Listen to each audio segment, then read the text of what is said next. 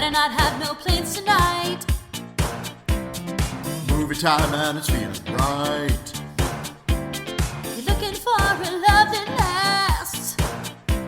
You'll find it at Romance in the Podcast. Ooh, ooh, baby, you had me at hello. Ooh, I love you. I know. Ooh, ooh, baby, you're the wind beneath my wings. Ooh, ah, I'll have what she's having. Thank you for tuning into Romance in the Pod. You had us at hello. I'm Paige Wesley. And I'm Todd Schlosser, and this week Paige made us watch Love Jones. So Paige, was this the first time you saw Love Jones? Yeah, this was my first time. Me too. It was one that kept coming up on lists when we would look specifically for Black rom-coms or romance movies, dramedies, whatever. And it was one of the older ones where I feel like there's a whole bunch from the era of like 2006 to 2015. There's like a whole bunch. And then there's a whole bunch from like 95 to like 2000 or whatever. And that's the group this falls into, for sure. That's the group this falls into. And we kind of mixed it up this time too, where like, you know, because Poetic Justice is like 95, this is 97. So we kind of like spaced it out and did like some new, some old, just as kind of like to catch up some of the older ones we hadn't done. So that's how we ended up doing this one. I was not as familiar of it other than just hearing the name a bunch. Yeah. Yeah. So this was an interesting watch. It's wild because of how many people are in it, obviously. Yeah. There's a lot of really famous people in it. And I don't really know, just because I was a child when this movie came out, kind of. Like, I don't know if they were already famous or if they were all on the come up at this point. But they look pretty young in this movie. Like, I've seen a bunch of them and stuff still today, you know? Some of them, because I went IMDb deep diving because for some people, like, this movie is trying to be an ensemble piece, but doesn't know how to correctly budget its time through all of its stories in many ways. And that shows up as a problem throughout the entire film. I honestly didn't feel like it was trying to be a like ensemble piece. I just felt like there were a lot of like heavy hitters in this movie, but it really just focuses on like Darius and a little bit on Nina, but mainly Darius. Except that it tries to use multiple of those other ensemble cast, if you want to think of it that way. Yeah. As like emotional stakes in the movie. And I'm like,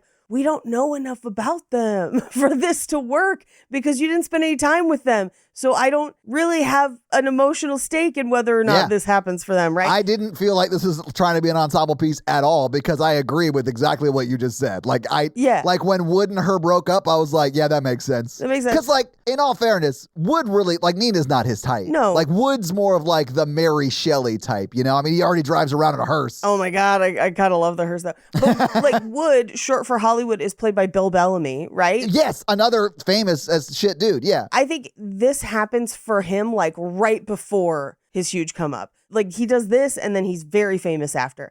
I think the same about Isaiah Washington, who played Siobhan, who then went on to be on Grey's Anatomy after this for a long time. And then Leonard Roberts, who plays Ed, who's literally barely in this fucking film. I know, but I think he has one of the, well, I disagree with some of it, but I think he has the better point of view on love than Darius does, who's our main character. So much. But yeah, when I saw him, I was like, where's this guy been? This guy's great. He's been gone for like an hour of this movie. I know. But he literally almost right after this, well, I guess it's like 5 years or so, he's worked steadily in television literally his whole life. Oh, yeah. But about 5 years after this, he's like the villain in Drumline, which is what I remembered him most from. Paige, I went and saw Drumline in the theaters because I was in a Drumline at the time. And man, I got an education on what Drumline could be. Yeah, of course. Let's just say that. Right? Yeah. But so you got all of these people, right? All of them. You've got Lorenz Tate, who's been in like 4 different movies just that we've done on this podcast.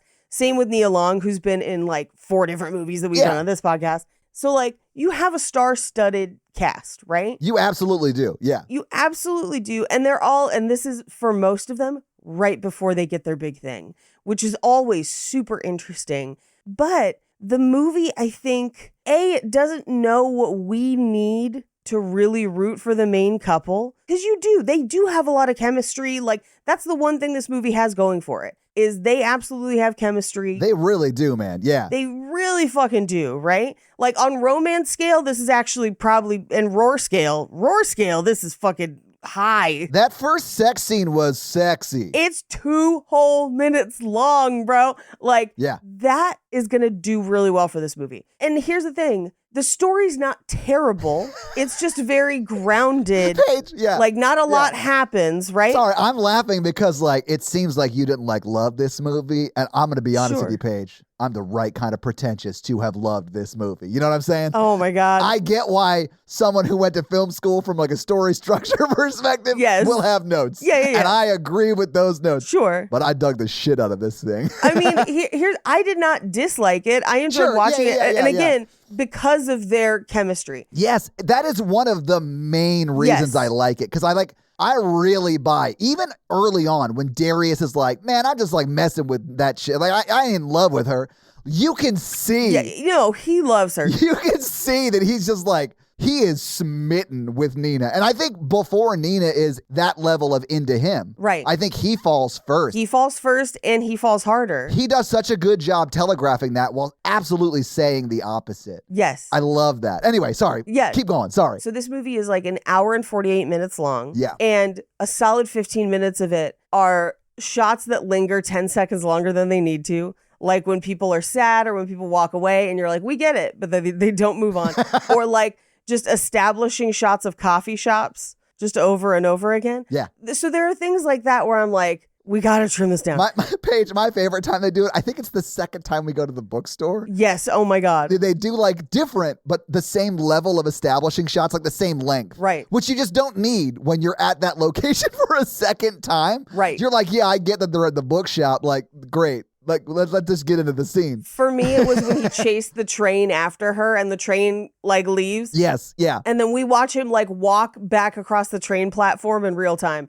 And I was like, no, we get it. We saw the train leave. Like, I understand. He missed it. Yeah. He missed it. He missed the 310 to Yuma. We don't have to see him walk all the way back to his bike. The other thing that frustrates me with this movie, and it's more of a story and character story point, I feel like this movie thinks Nina is right most of the movie. Oh, okay. And Nina is acting out of a place of severe insecurity. Yeah. Probably needs some therapy. And she is actively self-destructing most of the relationships in her life. I agree with that. I mean, I don't know that the movie thinks Nina is right. I definitely hope the movie thinks Nina is a flawed individual, just like it looks at Darius. Like, I feel like we see Darius as a very flawed individual who's like got some growth to do and then seemingly does grow in the 1 year later time that we don't get. Well, here's my beef. Like, first of all, movie, you made me root for a man. Come on, don't do that. You know how they made you root for a man, though? They put the man in the position the woman in these movies typically is. Yes. And that is the one who is smitten and like he gets slighted first in a way. Yes, he gets slighted multiple times. Yeah, but I do think Nina's honest about it, though, which I liked. No. I like before she went back to New York, she was like, hey, I'm going to go figure out some stuff with the job situation and a relationship that I need to go figure out. Here's the thing, though. She's not honest at all. I mean, that's what she does. No. That's what she then immediately goes and does. No, Todd. She's not honest because she was talking with her roommate or her friend. We never get a relationship. In my mind, it's roommate. It's not roommate. It's not. It's friend. We never know who she's house sitting for. It's a completely unfinished, unraveled piece of this movie. Yeah. But she's talking to her friend and she, first of all, should never have gone to New York anyway. But secondly, I disagree. She shouldn't have stayed with Marvin. She should get her ass to New York because that's where her jobs are. Yes. But Marvin is like the impetus for why she goes. But like her friend gives her the worst advice imaginable, which is you have to tell Darius, and if he gets mad, then you stay because he got mad because jealousy equals love, and that's not okay, right? No, that's terrible advice. But as a friend who only gives terrible advice, how dare you, Paige? Yep. How dare you call us out? But then on the flip side, she's like, but if he doesn't get mad, that means he doesn't love you at all. And I'm like, no, like, first of all, you've put him in a position where he wants to try and salvage as much of this as he can, so he's going to try and be as nice to you as possible. And like, secondly, you don't really love Marvin. You dislike Marvin. Like, you are actively Paige, ruining this. I knew Marvin was going to be a villain when she says, hello, Marvin. And that's the first thing you hear. Like, I was like, oh, Marvin's going to be a villain. Like, you know, when he shows up, he's going to be a bad dude. I mean, he's the kind of guy who gets like twisted up over cereal. Like, the dude's a bad dude. He's dangerous. I don't know that he's dangerous. He's just like, he's got to grow up. You know what I'm saying? Like, if you're going to have that much of an attitude over cereal, I don't trust you. Over Toasted Oats? Bro. Yeah, Fruit Loops is one thing. Toasted Oats, what are we doing? He had Captain Crunch locked and loaded in the shelf. Right there. And he got pissed about Toasted Oats. He's just a coward who doesn't want to scratch up roof of their mouth. And as someone who I have the worst takes on cereal. If you guys remember, my favorite cereal is Crispix. Yes, I remember. So listen, I get that I am also kind of like a Marvin in that sense, but I wouldn't get mad if Natalie finished off the last of the box, you know, like I wouldn't care. Right, that cereal's meant to be eaten. Exactly. But I knew he was bad when she was moving and her friend is like, are you going to give him back his ring? And she's like, I would if I could find him. So he just ghosted a fiance. Like, the dude is bad, right? The fact that she considers it at all, ridiculous, and definitely out of insecurity in her new thing where she's like, well, I don't know if Lorenz Tate and I are a thing yet, so I'm going to torpedo this, and if he doesn't try to save it, then it's not a thing. That's not honest. That's not good communication. But then later, she literally does the same thing and torpedoes their whole thing about Lisa, a girl that he hooked up with when they were on break, not to take Ross's side, but like they absolutely were broken up. Yeah. Or at least available to sleep with other people. She was sleeping with Marvin at the time. And she does tell him before she goes back to New York that like, hey, I got to figure out this previous relationship that's still lingering or whatever. So like, I felt like he was well within his rights to start dating again. Me too. I had no problem with that. The thing that I think he needed to do was explain why Lisa called him at 5 a.m. in the morning while he and Nina were dating. We don't even know if it was her. We do. He picks up the phone and says, hey, Lisa, do you know what time it is? We knew it was her. I didn't hear the Lisa part. I only heard the, it's 5 a.m. Why are you calling here? Yeah. He's got to be like, yeah, sorry, that was super weird. I left the room because you were asleep. I could have stayed and all you would have heard was me reiterating to Lisa that I am in love with you and we can't date anymore because I am with you. And if he had said that and been like, hey, you obviously saw Lisa's number, feel free to call her and verify. That would have been the end of it and she would have felt safe in the relationship. But instead, he just like gaslights her. And here's what I mean about this movie not prioritizing its time well, right? Sure, yeah. Because when they have that argument, he's like, we have had this conversation multiple times. I have told you I am not entertaining anything with Lisa. I don't know why she called. We've had this discussion.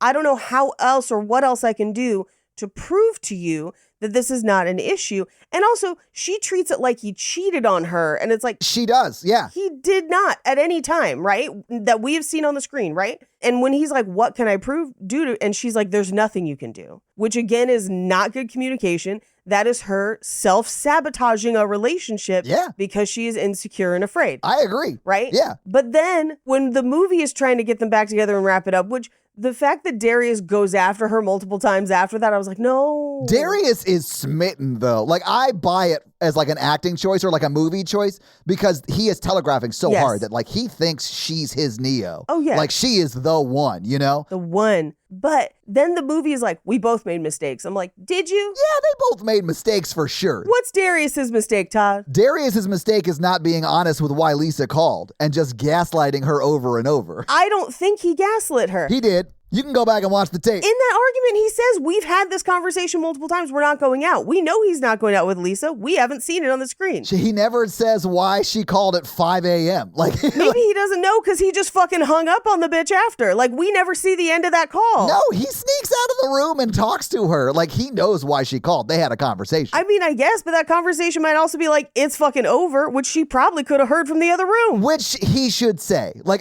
I just think his mistake in that moment was just not telling her what they talked about, you know, and it's because she's clearly just spinning on it. But I do think she is like self-sabotaging through this. I don't disagree. Yeah. I just think they're both flawed characters, and that's kind of why I liked it. It's like two young adults trying to fucking figure themselves out, and then this relationship that they obviously have like really a strong connection to, but they make mistakes throughout the course of the movie and then magically find their way back together. But like, I guess I view in the moment in an argument, maybe not saying exactly what's on the phone I feel like that doesn't even necessarily happen with gaslighting. Sometimes you're like, I can't believe we're still talking about this. I am so angry. And I'm like, that's the one thing we can point to that he definitively did wrong. Yeah. Versus her actively sabotaging this relationship 3 different times. Oh, I definitely don't think I definitely don't think she's a saint or anything. Yeah. When the movie is like, we both made mistakes, I'm like, I don't think that's an accurate picture of what has happened. I would think one of them may have made more mistakes than the other, but I think they both kind of made mistakes.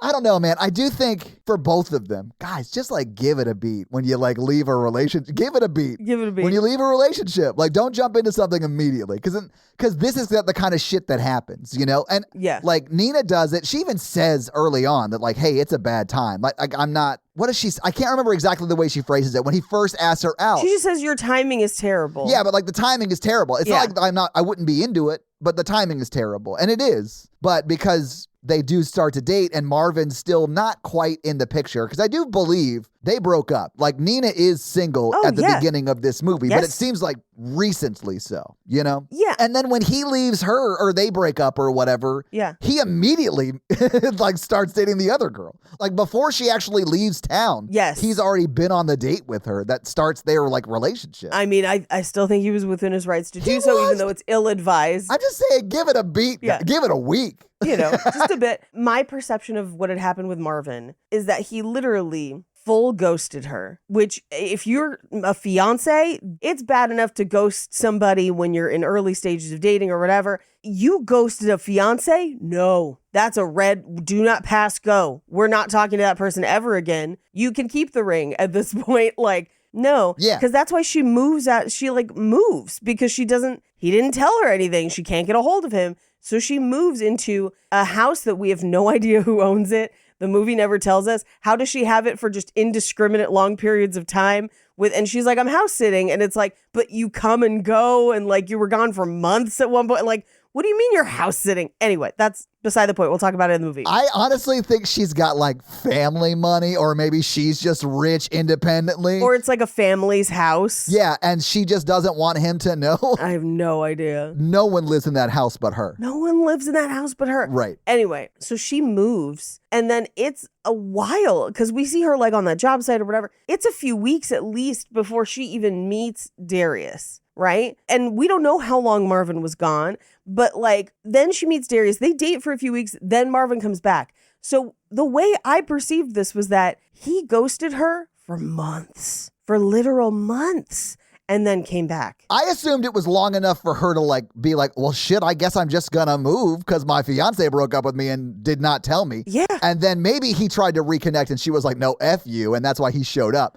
But it's been a while. She said that she hadn't heard from him. Oh, that's right. Like that he just shows up. Yeah, so it has been legit at least a month, probably longer. Yes. Ugh. Right? And so like, first of all, the idea that she would ever think to figure anything out with him, I was like, no, please stop and make an appointment with a therapist to now, right? Not just today, to now. But man, I got to be honest with you. When I was this age, I was divorced because, Todd got married too young. But I made all kinds of terrible mistakes, like kind of what Nina just did, or what we're describing Nina does by going back to Marvin. Like, definitely had been kind of like dating somebody, got kind of rejected by them as they went back to somebody else. And then when they were available again, I definitely went back to that person because I was like, oh, they're going to pick me now. And I felt great about it. And then I realized, oh, this is a terrible mistake. Yeah. I felt like in Arrested Development when he's like, I've made a terrible mistake. That's the lady who took my computer that was at her house when we finally actually broke up. And her brother shot AR-15s into my computer that cost me $2,000 that I built with my own hands. And you know what, Paige? I kind of deserved it. Anyway, I will say this, though. I want to know what Darius's real last name is. Oh, yeah. Because there's no way it's Love Hall. There's no way. That's too good of a name. Yeah, this up-and-coming sex poet's real last name is Love Hall. Paige. I mean... No, his name is not Darius Vagina. Really? I mean, here's the thing. You do get to pick your stage name, and I think he picked a good one. I think that honestly really worked. Oh, that's what I mean. I think it's perfect for what he is doing. Yeah. Yeah, I mean, but like, it'd be weird if it was like Darius Fringus or whatever. AKA Darius Lovehall. Right, aka Darius Lovehall. Yeah. Watch, he like, as he grows as an author, he's like, I'd like to go by my actual name, Fringus. And you're like, don't do that. Please. Yeah. You think his last name's really King? Stephen King? Really? I mean, I think it actually is his real That name. might be, actually. Some people luck out, you know? I should have gone with, you think his last name's really Twain? Mark Twain. Mark Twain. Famous rope maker, Mark Twain.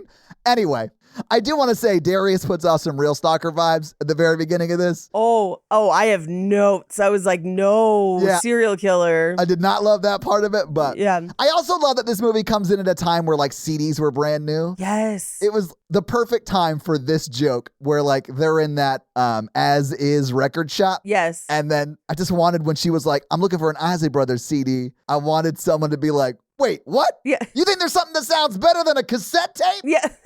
I got your 8-tracks right here, ma'am. Yeah.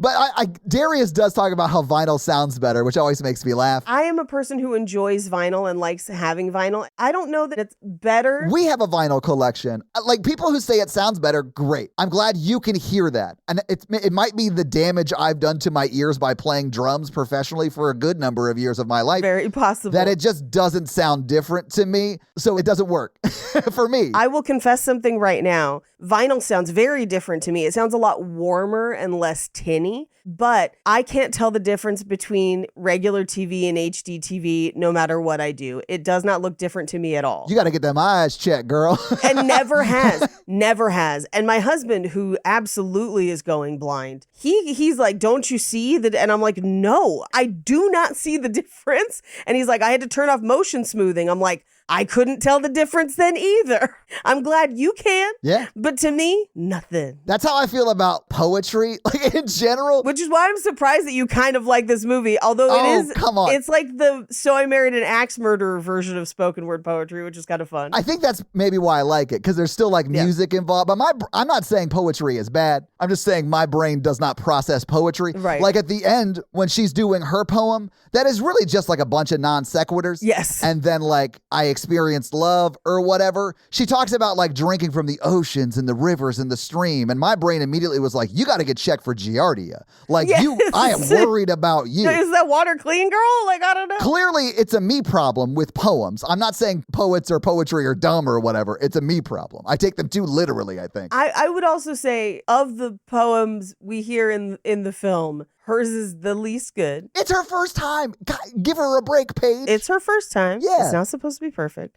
But I actually was really vibing with his poem about her until he started poeming about jizz. And then I was like, you lost me. Oh, was it this line that made you lose it, Paige? I want to give you injections of sublime erections. No, I was still in it with the erections, but it was when he literally said jisms. Yep, Natalie was too. I wrote that line down and she was like, I actually kind of like that line. And I was like, I do like that line. damn right you did. It's when after he's like, with hot jism. And I was like, no, first of all, you said jism and I feel weird about it. Secondly, we knew you didn't have to say it. Show don't tell. Like, what are we doing? Right. I thought it was funny that he, like, just like Kevin Kline and Just Friends, has a poem he can drop any lady's name into. Yes, you know what I'm saying? yes. There's no way he made that up on the spot. Oh, man. But Paige, maybe we should just get through this movie scene by scene. Yes. We open on black and white shots of a city skyline that it did take me too long to realize was Chicago. When she kept saying, I got to go to New York, I kept saying, where are they? They are in Chicago. When he's running through the train station at the end, Chicago's on the wall, and you're like, oh, okay, Chicago. That makes sense. Chicago, yes. Yeah. I had figured it out a little before that, but because it's not architecturally significant, I was like, it took me a second. No, I'm sorry. Oh, man, I forgot about all that. Yeah. Anyway, it's black and white shots of Chicago. I think this is supposed to be her photography. Definitely, yeah. And we end on a shot of them kissing, which is a flashback, I would say. But we then cut to Nina, played by Nia Long, which is, it's weird that it's that close. Yeah, she's just missing one N in her real name from her character name. Yeah. Packing and putting all of her stuff in a moving truck. And this is where her friend is like, are you going to give him back his ring? And she's like, I don't know where he is. So if he tells me where he is, he can have the fucking ring, but I'm not doing this again. I'm not falling in love again. And it's like, well, okay, you know. It's literally the most dangerous line to start off a rom-com saying. Right. But they go to a poetry performance. One would assume later the same day or a couple days later from the moving. And it seems like Nia Long is new in town. She's definitely new in town. Yeah. She's homeless. She's not homeless. She has the nicest place to crash in Chicago. She's the nicest home that she's house sitting for somebody. Yeah, it's amazing. Anyway, what are 3 other things about her? John Mulaney did like that joke, though. She's new in town. And her friend kind of takes her to this poetry club. Yeah, Sanctuary. It's the name of the club. That's a great name for a poetry club. Yeah, it's a great name. It's Leonard Roberts, I think, who like runs the club or owns the club, maybe, because he's like, or at least MCs and hosts the show that they go to. Yeah. Yeah. But we then cut over to their table. So like Nia Long and her friend are kind of around the bar. At the table, we've got Leonard Roberts, we've got Bill Bellamy, we've got Isaiah Washington, and I did not get her name, but their friend Sheila, played by Bernadette Speaks. Yes. Was Sheila. Yeah. Yes. So they're all around a table, and this was very familiar to me. This is the way comics hang out too. Yeah. Of like, you are kind of roasting each other in punches, right? Or in stanzas, in prose, in this little kind of conclave of poets at this club. If it was comics, it would just be like roast jokes. Yeah, it would be roast jokes instead of poetry. Yeah. But they're basically all talking about, first of all, what is the nature of love versus sex and relationships in general. And this is how we find out that multiple people at the table are single and struggling with it. But Isaiah Washington is married. Yes. And Sheila, we don't know. We meet Sheila multiple times, and Sheila seems to be like the moral center of this group, but we don't get enough information about her to know much else. Without Sheila, these guys kind of spiral a little bit. I don't know why she has that effect on them. The movie doesn't explain it, but when she's around, they're better people. Yes. And she's always like hosting a party or hosting events for them to go to, but she never seems to have anyone of her own. She probably is the only one in that friend group who's got her shit figured out. Right. And she's got a guy at home who's supportive of her poetry, so much so that like he doesn't need to go down to Sanctuary tonight, but he supports you going down to hone your craft. You know, like he's been 1,000,000 times. Yeah. Everybody knows she's with him. You know, it's like that kind of thing. They're just like secure and happy in their relationship. Or she's with a lady or whatever. Like, it's just like, whatever. I felt like it had to be either one of those two because none of them try to hit on her ever. Exactly. Right? It doesn't matter who she's with, like, from like a sex standpoint. Like, it's just she's in an established thing or asexual and they just leave her alone on that regard, you know? Yeah, she is a non-sexual entity within their friend group where no one considers her, and she's allowed to like clap back and make jokes, but no one is centering her in it. You could replace her character with a dude and it would be the same, you know? You could. I read her as gay. Yeah. Because I felt like that was the only way that it would be completely non-sexualized within the group, because it's like she doesn't want any of us, right? Yeah. Yeah. She's going to get up and do a dramatic reading of Fast Car and then go home to her girlfriend. Yes. You know what I'm saying? To her girlfriend, Tracy Chapman. You know what I'm saying? We love that. I know. It's such a great song. If that had been the reveal, because this is 1997 or whatever. I know. It would have been like right at that time. That would have been incredible.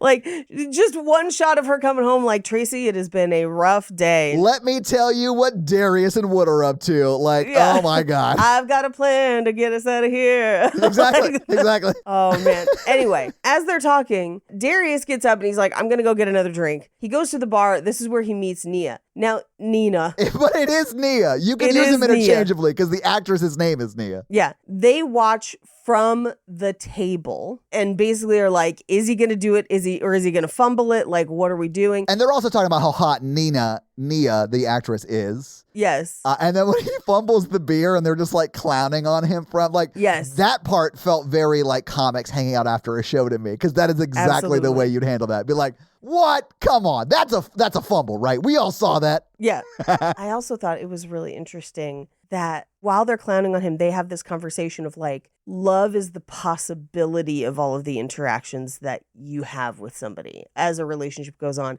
And they compare it to poetry is the possibility of language. It's like life is mundane, but when things come together in a special way with you and another person, that's when love and something magic truly happens, which I thought was kind of an interesting way of phrasing that and describing it. Would you say it was poetic, Paige? I would. Yeah. I would indeed. All right. Poetry is an art form that resonates with me. It's just that HD TV does not.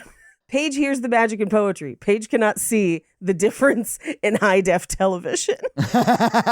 Lyrics to me are poetry. Yeah, sure. So like most of the time I'm listening to just spoken word poetry, I'm like, when is the music going to start? Yeah, sure. Why isn't this rhyming at all? It doesn't need to. She should get checked out for Giardia. Like that. Those She are the should things. get checked out for Those are the Giardia. things I'm thinking. I don't really think she drank from a river. Like it's like metaphors that I just take too literally. It's a me problem with poetry. I'll openly admit it. But he has kind of, he doesn't fumble it with Nina, but she basically is like, hey, I feel like you are only interested in hooking up and I'm not really interested in it. I'm not in a good, place to do that. So she basically leaves. She does tell him to quit smoking, which will come back later. And as she kind of departs, he gets called up to do poems next. And he does what I will call an extemporaneous poem, a poem he improv'd in the moment called A Blues for Nina.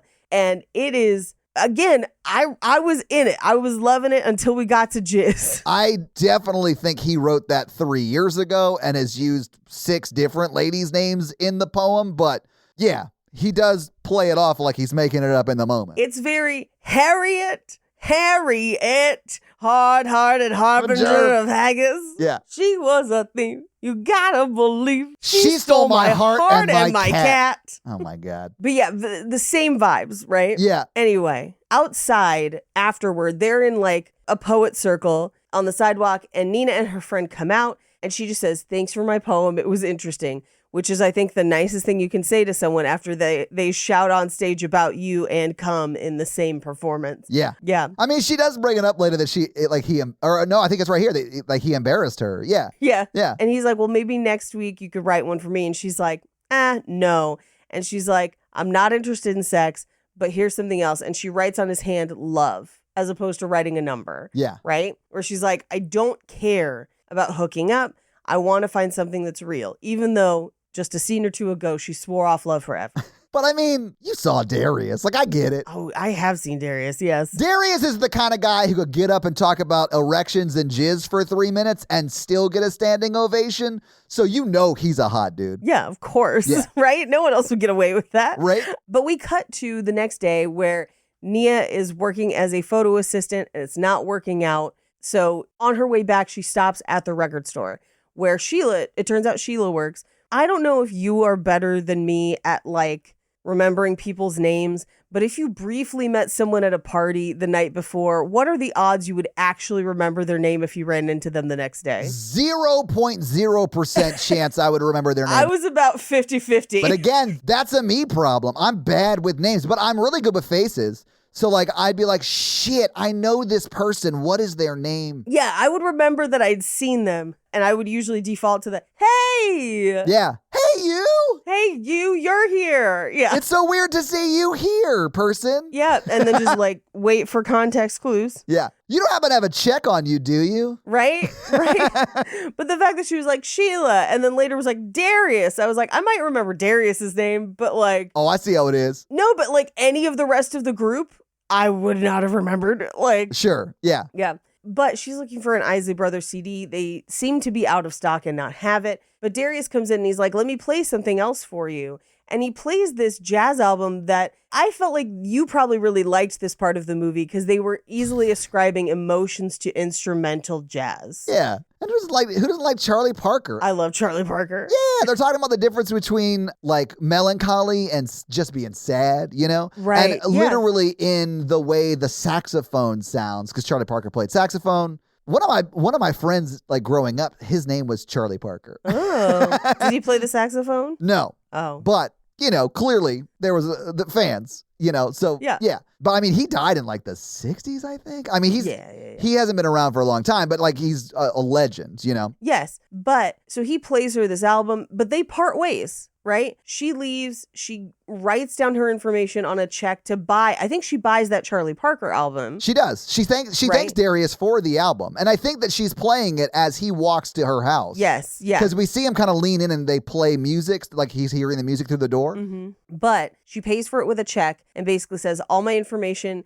And she does say my new information, which means that she's been at the place that she's house sitting long enough to get new checks, which takes like a month. And I know this is a foreign conversation for people who aren't old. I didn't even think about that. Yeah, you're 100% right. It takes like a month to get new checks minimum, right? And so she's got that address on her fucking checks. Like, how often was she changing her addresses on her checks? Anyway, so like she writes a check, all the info's on it, and she's like, call me when that Isley Brothers CD comes in. She leaves. And then I thought Sheila was going to be a great girl's girl in this moment because Darius is like, let me get that info. And she was like, how about not? Yeah. How about she didn't give it to you? He's like, hey, would you mind committing, I don't know, the record store equivalent of a HIPAA violation? Right. And giving me her data? Do you mind doxing her real quick? That'd be great. It's a hip-hop violation because it's a record store. Hell yeah. And here's the thing. Because we never see Sheila give it to him, we don't know if she did or if he stole it somehow. We don't know, but it is moments later. I kind of got the vibe that he clocked it and saw it and just has a really good memory for that kind of stuff. That could be too. Because I don't like to see Sheila that way. I don't think Sheila gave him the info. I know that's a weird stance to take. I don't think she did. Because if she was going to, she would have just handed it to him. I agree. Yeah. It wasn't playing hard to get. She was like, no, I don't feel okay. Yeah. Just giving you that information. Yeah, she wasn't being coy about it or anything. She was just like, no. No. But he then just shows up at her house like a fucking serial killer. I mean, and he did just ask her out and she declined, saying like, it's not a good time. It's bad timing, you know? And he does just immediately show up. Although he does come bearing gifts. Right. Because he is bringing her the Isley Brothers CD that she was looking for. Right. Because she's got a fever page for which the only prescription is more Isley Brothers tunes. Understandable. Yeah. But I had questions about the Isley Brothers CD. Let me see if you noticed the same thing. Okay. You know how CDs used to have the sticker on the top? Yeah. The Isley Brothers CD he hands her still has one, right? So it means that it came from a store. But she just came from a record store that didn't have it in stock. Right. So did he either A, actually have it at the store and hid it from her and whatever and is bringing it? Or did he stop at a second record store for that same Isley Brothers CD on the way to her place? I 100% think he left as is record store and then went to another record store to find the record she was looking for and then brought it to her house. Yeah. Yeah. That's the play. That's the move right there. Yeah. Do you remember the little like cartridge thing you would buy to slide across the top of CDs to just like cut through that sticker? No.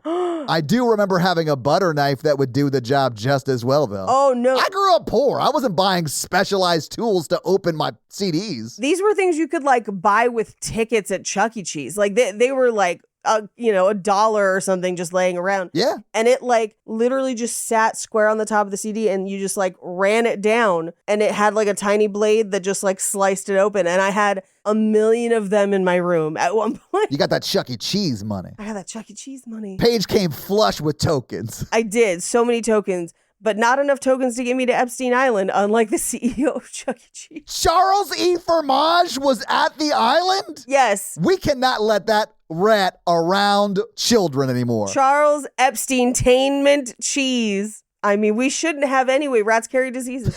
Anyway. This is why Showbiz Pizza will always be the superior pizza joint. There you go. Natalie used to work at Chuck E. Cheese, by the way. Here's the thing. I'm sure the boots on the ground at Chuck E. Cheese had nothing to do with it.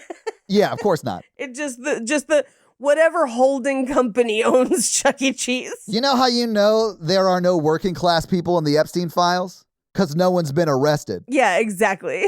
Except for that prince, but not by us. Like, we haven't arrested anybody. Right. Our government's just like, nah, you're cool. You're rich. You're good. We worship power. Yeah. Yeah. Anyway, he shows up. He has the CD. And he's like, can I come in? And boy, when I tell you I'm going to slam the door in his face. Like, I would be like, what are you? How did you? I have to move. This is terrifying. Fucking leave before I call the cops. Yes. Because he shows up like she was in the witness protection program and like he's trying to find her. Right. Like that's the way he shows up at her door. Like it's concerning. He shows up like he's about to do a search without a warrant. Like he's literally like, So, can I look inside, please? Could you step aside, ma'am? And you're like, no, what? No. But here's the thing. It's like, I guess she wanted to continue to see him and he has just kind of forced the issue. There are many times in this movie, and I hate this, when people ask for something and then get mad that they got what they want because they really wanted something else, but they didn't actually communicate their need to the other person to facilitate it. There's a really egregious one later in the movie, but I think there's like multiple points where she's maybe not ready to start dating and he's pushing the issue, but because she does like him, she like lets him in. And I'm like, yes, no. I think that's what is happening. Yeah. I think at the record store, she would have dated him if it had been like 3 months or like a year since Marvin. Right. But it is just bad timing. She's into it. She's just like not in an emotional place to date. So when he shows up and kind of forces the issue, she's like, all right, I guess, because I'm into it, you know? Right. And he asks her out. She agrees to go. And she's like, just call me because I know you wrote that number down. And he was like, yeah, I do got your number. Creepy. It was creepy. Like, that wasn't sexy. And I think the movie tried to play it, maybe not sexy, but like cute. Cool. Or cool. Yeah. Or cute. And it wasn't either of those things to me. No. I was just like, way to let her know you're kind of a creep. Yeah, right. Because immediately, if she's not into it, that's over the line behavior. You know what I'm saying? Like, don't write down someone's address and phone number. Yes. He's lucky that she's like, I do kind of like you, because she very well could not have. Right. And then it would have been bad. Yeah. But we cut to Isaiah Washington's house or Savon is his name. And they're having like a little poet party. And this is where he brought Nina on the date. And they're mad that the only appetizer they have is carrots. And this is one of those things in the movie that is not well explained, but is referred back to multiple times. And I'm like, this is, again, the movie not giving us the information we need and instead lingering on a microphone too long. Yeah. So Bill Bellamy in this scene is like, man, the last time we were here, the food is great. What happened? And his wife serves just a plate of carrots for them to all snack on not even with ranch, just carrots. I like carrots, but they're better with ranch. They're definitely better with ranch. I mean, almost everything's better with ranch. Fairness, yeah, ranch is just like amazing. Amazing, right? And they comment on it, but that's about it, right?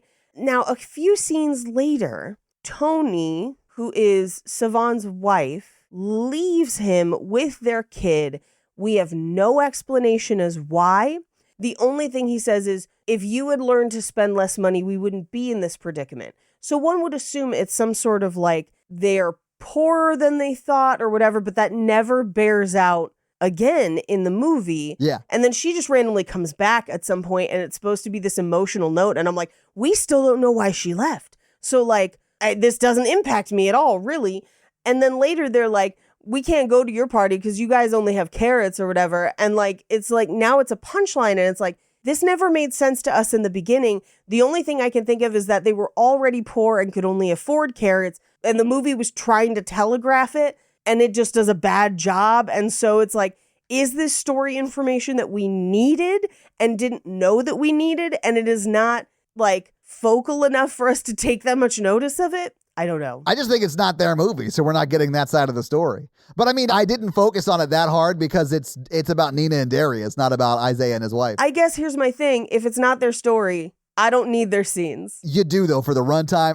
You don't. I understand what you're saying for the story, but yeah. You don't. If you cut the thing with his wife and like whatever, if his wife was not in the movie, you shave maybe 10 minutes. And this movie is 90 minutes. Yeah, but then you don't get the scene between Isaiah and Darius when Isaiah is clearly cheating on his wife with someone he works with. Yeah. And their conversation there. So you kind of have to set up that part of it for that to make sense, I guess. You just only have to have seen his wife or seen her leaving. So you're hung up on the carrots. You're like, why bring vegetables into the story? Why bring the carrots? No, I'm hung up on you've taken runtime to focus on this. Yeah. Right? Yeah. You made sure we saw this and made sure we saw her coming back in a scene that neither Darius nor Nina is in, right? So you need us to know this story and to care about the fact that he's cheating with somebody else and to recognize that it's not his wife, right? You've taken all this screen time to do this. Yeah. And yet you never told us why she left.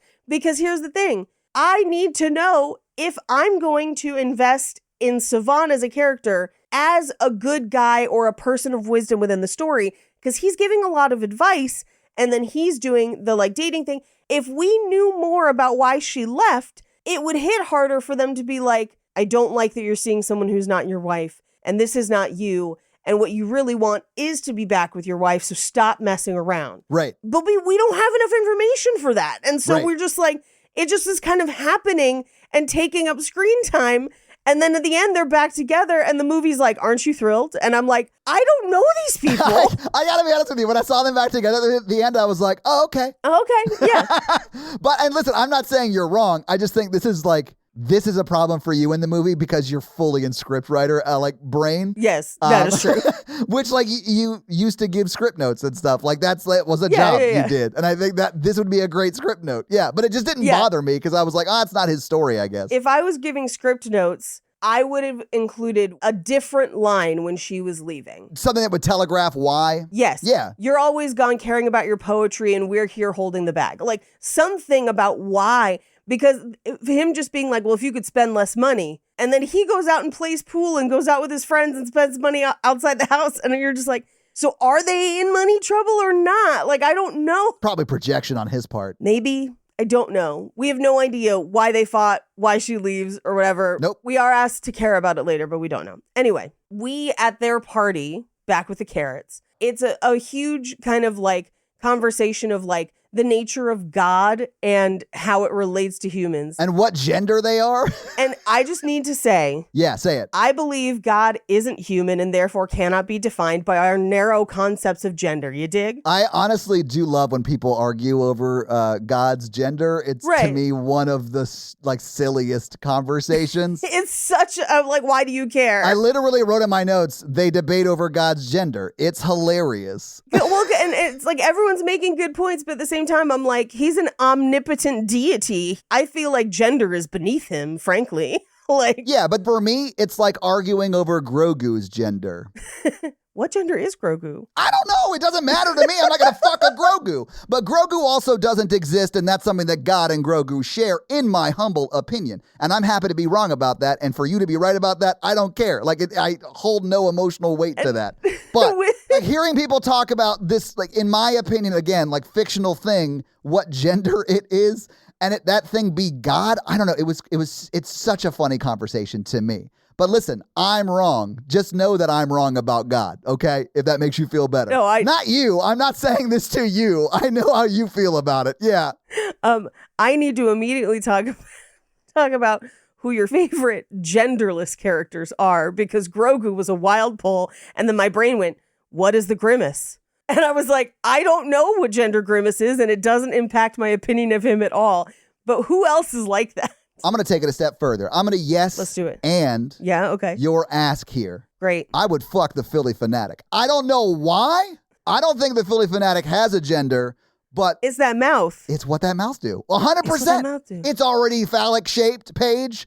And who doesn't like a little fringe? Am I right? Right. I'm going to have to warn Natalie that in this episode that I yell, I'd fuck the Philly Fanatic. And my wife edits these episodes.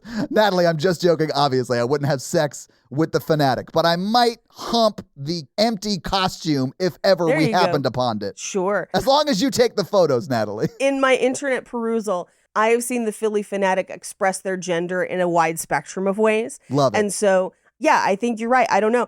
I feel the same about Gritty, but I also feel the same about Gritty as I do about God in a way, where I feel like Gritty is maybe a chaos deity, and our narrow human concept of gender is below them.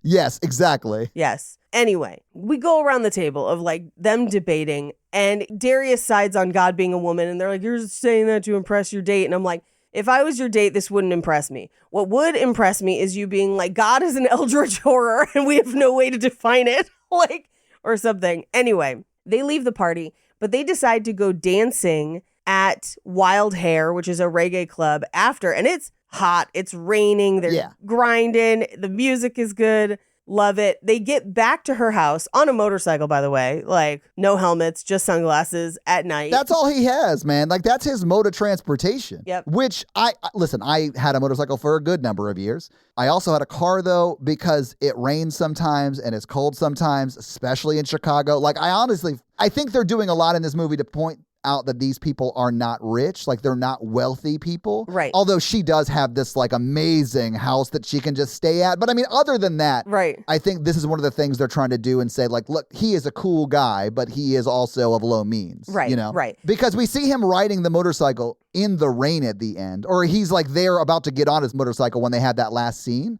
So he was just going to ride home in the rain with no helmet. Yeah. That would be a nightmare. It's just when you're riding a motorcycle, anything above like 35 or 40 miles an hour, the rain feels like little rocks hitting you. And if you don't have a helmet, it's like times 50. Yes, yes. It's just water torture, basically. Yes. Turned up to 50, like in Princess Bride. Right. So he comes up, and there's also another place where they point out him being poor that I thought was really interesting because it's also a relic of the time, and I'll point it out later. But he does come up. They have a 2-minute long sex scene. Like, they fuck it. It's like that time I got together with a Philly Fanatic. You know what I'm saying? No, it's not. But it is a sexy sex scene. Like, they are going at it. I kind of loved when he gets there. Like, the date goes great. Right. He drops her off. They kiss. They're like really kissing. And he's like, so I guess I got to go home. Yeah. Because I think it's clear that they both want to have sex, but they're like, right. This is the first date. They're looking to the other one to give them permission for that to happen. Yes, but are too like maybe shy, or they just don't want to push the issue that they would like to have sex, you know? And so like, he's like, I got to go. Turns around, leaves, turns around again and says, I just want to talk. You want to, Yeah. She's just like, you want to talk upstairs? She's like, yeah, come on in. Yep. And then they jump straight to having sex. Oh, and yeah, great sex scene. But then the next day, he's up making omelets. Like, that's how you know it was good, is he's like, I need to keep her, so I'm going to make omelets. Yeah. Right? I think it was, if you watch that scene, he makes an omelet for her as she's coming down, and he like gives it to her. Right. She doesn't really eat it, and it's clear that she wants to have sex again. It's clear. Right. And then he was about to make himself an omelet for him to eat. I don't think they ever made that omelet. I don't think so either. I think they just jumped right to the sex. We cut away from it, but this actually reminds me of that scene in Heated Rivalry where Scott and Kip hook up, and then the next day, Kip is trying to make the smoothie in Scott's kitchen, and they never finish making that smoothie. He's like, the fact that you thought to try to do this, we're going to go bang it out. Like, we got to. Yeah, no. There's more sex to happen. They both walk away with smoothies, but they didn't make one. You know what I'm saying? They didn't make one. Right. You know they're making a sequel to Heated Rivalry, right? Oh, season 2? But it's about different people. It's going to be about a couple that do like the dual bobsled, where it's 2 guys that ride the bobsled. It's going to be called Seated Rivalry. That was such a long way for such a dumb pun. You're welcome. I do like, as people keep rewatching it, that they're just calling it Reheated Rivalry, just as they do rewatches. Yeah. But anyway, yes, I do think as we cut away, they go back to having sex. I assume this is one of those things where it's like for days, because neither of them have jobs, that they've just been banging. The only thing we know is that Darius is supposed to be writing a book. About what? Who knows? Poetry? Perhaps. I guess. It seems like he's living on an advance, though, because he doesn't work, but he does work at writing this book, you know? So, like... Right. Anyway, we cut to Nina and her friend. They're in the back of a cab, and her friend is like, wait, you fucked him on the first day? I need to know everything. Like, what is happening? And then we cut over to... Oh, wait, before we cut away from this scene, can we talk a little bit about how she describes the sex? Yeah. Go ahead. Because they're in the back of a taxi, and she describes the sex by saying, his dick just talked to me, which I've seen that scene in Pam and Tommy. Like, that's not a sexy thing. Like, that's not sexy. Okay, but my intrusive thought that I pictured was that his dick talked like the beginning of a Boys to Men song, where it was like, girl, you know, I ain't got time to be playing all this stuff. Like that, I mean, I would have lost my mind. If Darius, a poet, had a dick that could talk, it would be the guy who does the spoken word breaks in Boys to Men songs. In Boys to Men songs? Yeah. You would just see him singing, and then come that part, he would just unzip his pants and hold the mic below it. Yeah, 100%. Oh, man. Anyway, we then cut to Darius playing pool with Siobhan, although he shows up at Siobhan's house and his wife is leaving, and he's like, don't wait by the phone. Well, maybe if you'd save some money. But that's all the information we get. And then she's gone with the kid.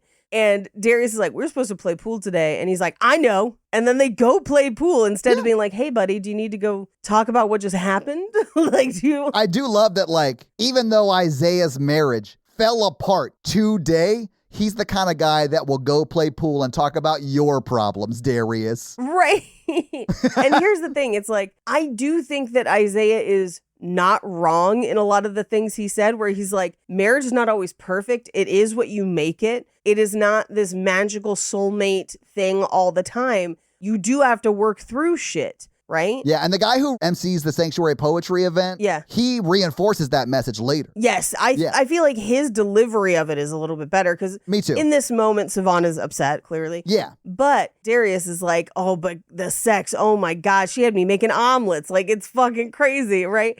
And this is where the title of the movie comes from, and it is such a throwaway line. I can't believe they named the movie after it, because it's essentially Siobhan, in a roundabout way, comparing love to drugs and saying when that Jones comes down, it'll be a motherfucker, meaning that love Jones. That's where you get the title of the movie. And literally this line is tossed away like nothing. It doesn't come back to be reinforced.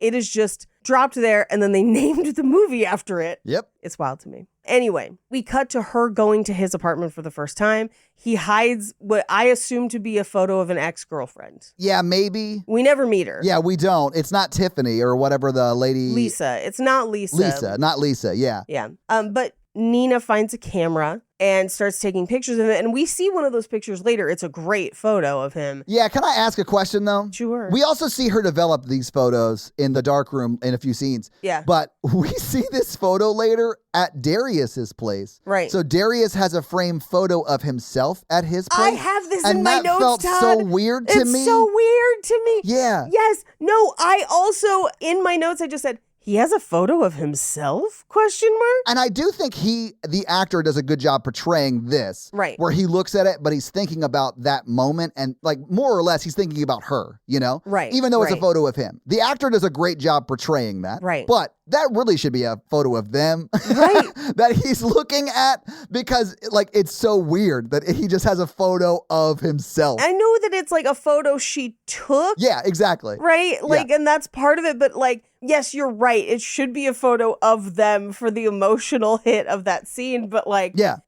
I kind of, from my smut brain in this scene where because then she's like, take off your clothes. I've already seen what you got, but like, this is for my private collection. I was like, do it. Keep going. Yeah. Like, take pictures of each other naked and let that be a thing as your relationship grows. I hated that later in this movie, he like ruins them ever going further than this with that kind of thing. Yes, I hated that. Because maybe they're a little early in the relationship for the boudoir photography phase. Right, sure. But that's a fun phase you should not use maliciously to make sure it never happens. You know what I'm saying? So, like, I hated that. Well, and when he brings it up later, he is specifically doing it to mock her. Yes. Like, he is being kind of mean about it. 100%. There's no way, even after they reconcile, that she would be able to do that and not remember the negative thing that he did. So, yeah, he ruins it. He ruins it. I will say he ruins it in response to what is clearly her spiraling out of her own insecurities. Agreed. But, like, yeah. Anyway, she comes home, and who's waiting for her but Marvin? And she lets Marvin in and is basically like, you had it, you fumbled it.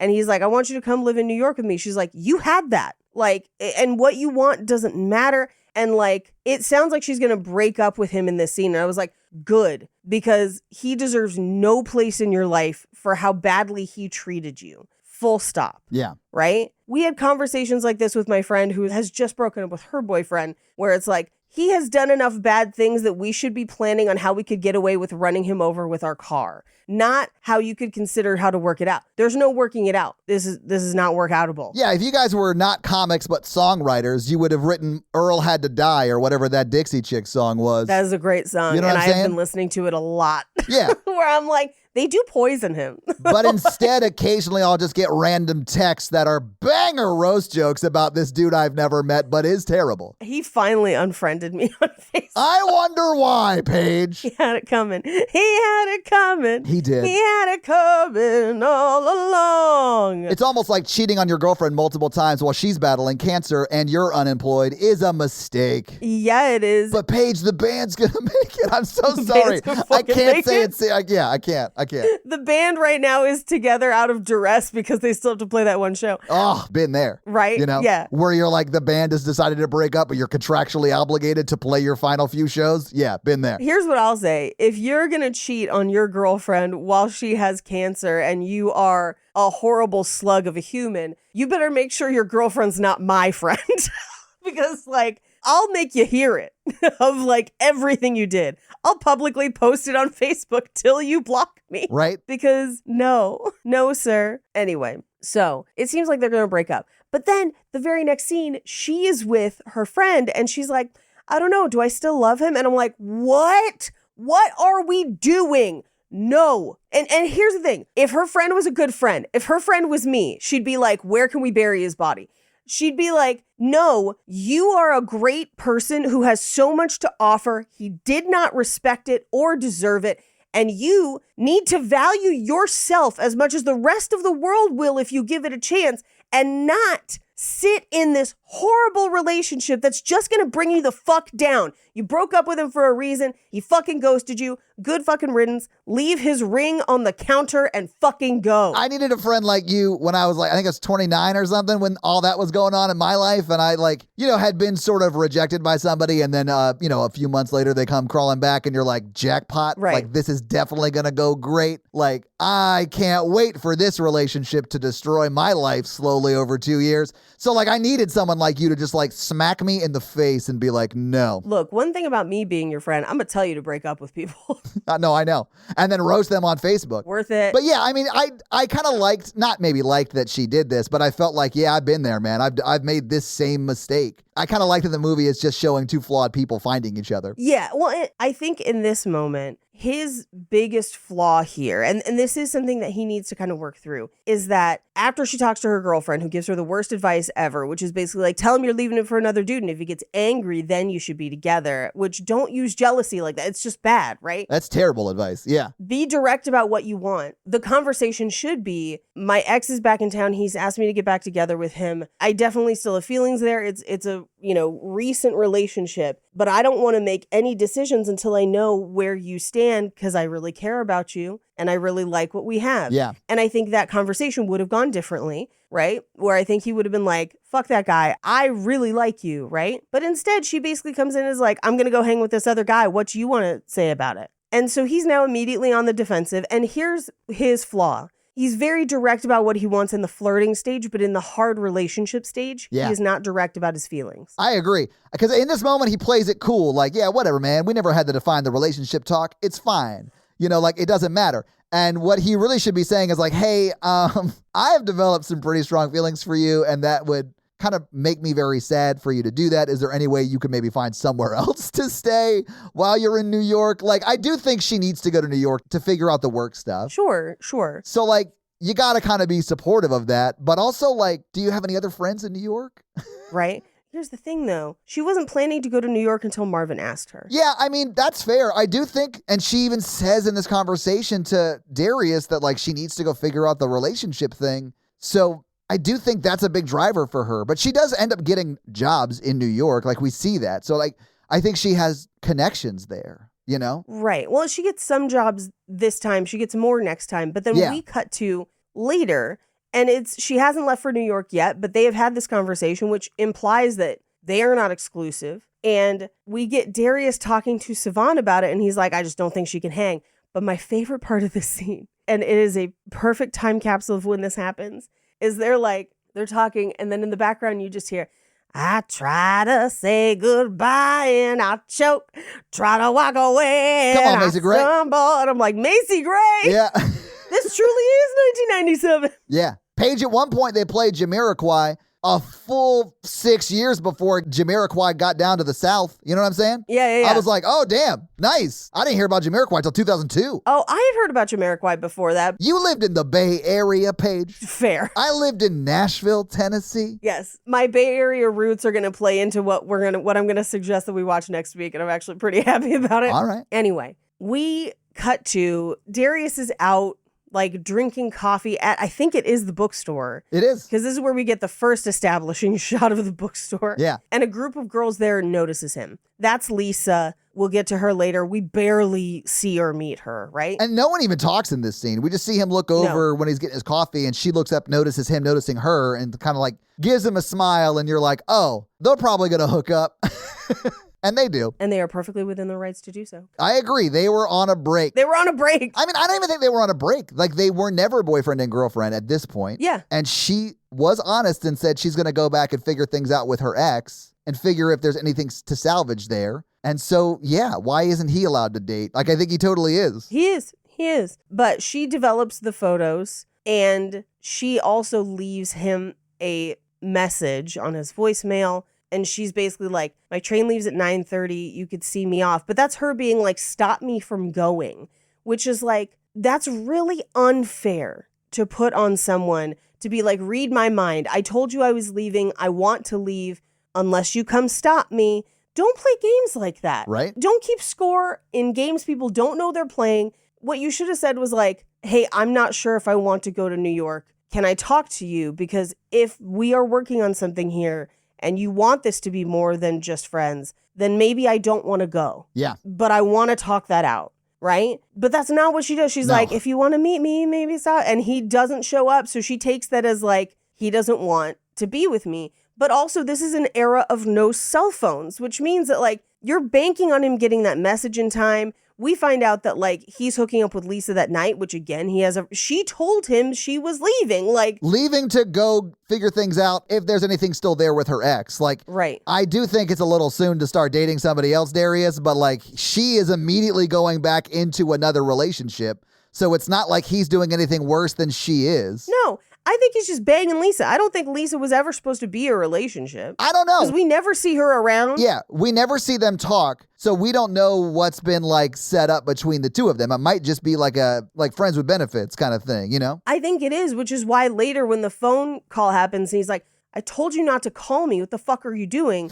I assumed this was her being needy and he was going to be like, stop calling me and hang up, but we just don't see it on the screen. Yeah. Anyway, but we cut to Nina going to a job interview and they're looking through her portfolio and her photography is incredible. However, it is mostly of the inner city, urban like locales and black people. And this interviewer guy is white. And he basically says, could you be slicker and more your approach? And she's like, what do you mean by slicker? And he's like, slick. What he means is white. That is what he means that he won't say. I honestly just thought it was the style of photography, which to me wasn't about necessarily like skin color, but it could have been. Like the thing that I think they're pointing out is that's not real feedback. Like that is just, yes, I don't want to work with you. I actually thought it was more because she was black, if that makes sense. Not necessarily because the photos were. Yeah. And I think that like just being a creative page, I know you'll like understand this too. Oh, yeah. This is what being a creative feels like. Yeah, sometimes it's just that they don't like you. Yeah, exactly. Because the rawness of her photography is the point, bro. Like, no shit, it's raw. That's what makes it good. Right. She does raw so good, which is difficult. It's difficult to make raw look anything other than just like candid. Right. You know? But hers look like staged and powerful. Like it's good. She makes raw look editorial, and that is very hard to do. Yeah. Right? So like, now granted, it may be that her type of photography is not right for the project that they want. Sure. Which there are different ways to give that feedback, right? Like, this dude is not giving actionable feedback. It is bullshit. There is probably a race component there.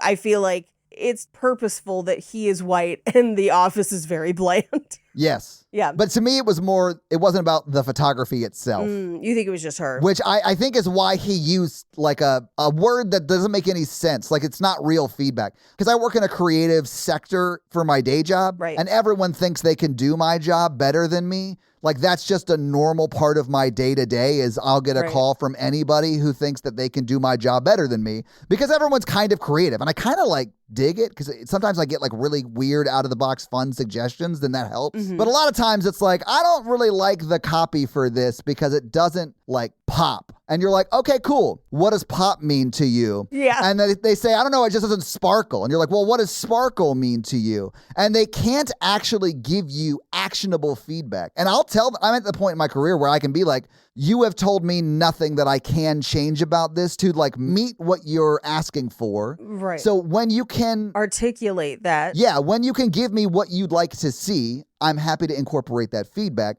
And that has been like the game changer for me from like a mental health perspective. Yeah. It is like very much still like, hey, I want to make this our thing because it's not about me. I'm doing this for a company, you know? Right. So like I do want to incorporate everyone's feedback, but I can't incorporate the word pop into this press release. Right. And I don't know what pop means. So like until you figure that out, I'm just going to like be throwing shit at a wall until you're like, yeah, that's it. Right. I'm a big fan of reiterating people's questions back to them in different words to see if I'm close. Especially if it's something nebulous like that, you know? Like, yeah. It's not that I'm trying to be a dick, it's that I'm trying to understand what you mean. And I think he's using a word like that because she's not working for them. She's not in a position where she can ask a follow-up question, really. Right. Because if I already had the job, right, I'd be asking the follow-up question of, it seems like the locations or the subjects of the photography are not what meets the needs of your campaign. Yeah. Am I understanding you correctly? Right? And then sometimes people be like, no, that's not what I meant at all. And be like, great, can you tell me what about this does not meet the vision, right? Like, isn't sleek enough. It isn't sleek enough for you. Is it the amount of light that is able to reflect off the person's face? Is that what it is, sir? Is that what it is, sir?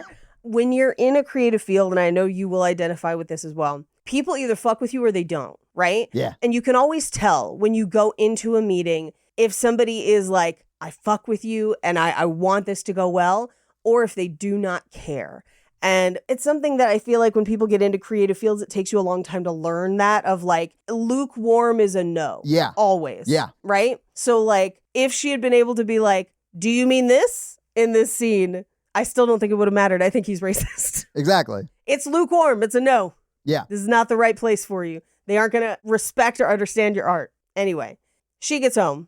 And Marvin is mad that she finished off the Toasted Oats, and he's having like a full crash out over it. He is. He angrily leaves to go get more Toasted Oats at night. Like that's a normal thing to do. In 1997, which I guess you're in New York. There's a bodega probably that is open that has Toasted Oats, but like for sure there is. But you're going to eat cereal for dinner, sir? Me? Yeah, all the time. Okay, fair. Yeah. That's the best thing about free will. That's the best thing? About free will, yeah. Is cereal for dinner? Okay. Yeah, whenever you want. I would say aim higher. I'm just saying, as a baseline, cereal for dinner. I was not at all shocked when he woke up in his little twin bed the next morning and she was gone. Yeah, she was gone. Completely gone, and there were two small bed that definitely shouldn't have two people in. I literally was like, does she just sleep on the couch? Is that why she's not there? Because this bed is small. Yep. But we cut to the poetry place, and Nina is there because she's now back from New York. Yeah. And he's not there that night, but that's definitely why they went there, right? Yeah. She wanted to run into him. Yeah. She came there straight from the train station. Yes. Like, yeah. But this is where Wood hits on her.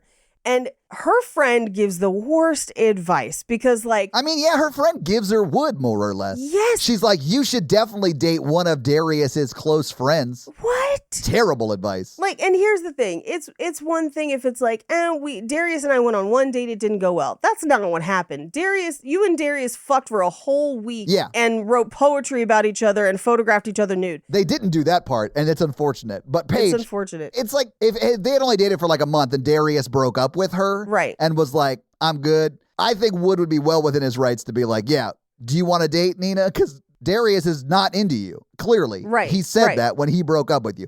That's not the case. Like, Darius loves this woman. It's clear. And has talked to his friends about it. Yeah. Wood's a terrible friend. I was going to say, I think Wood's kind of a bad dude for pursuing this. Right. At that point. You know what I'm saying? And here's the thing. Armando and I have talked about this a ton because he feels very differently about this than I do. And we think it might be a cultural thing.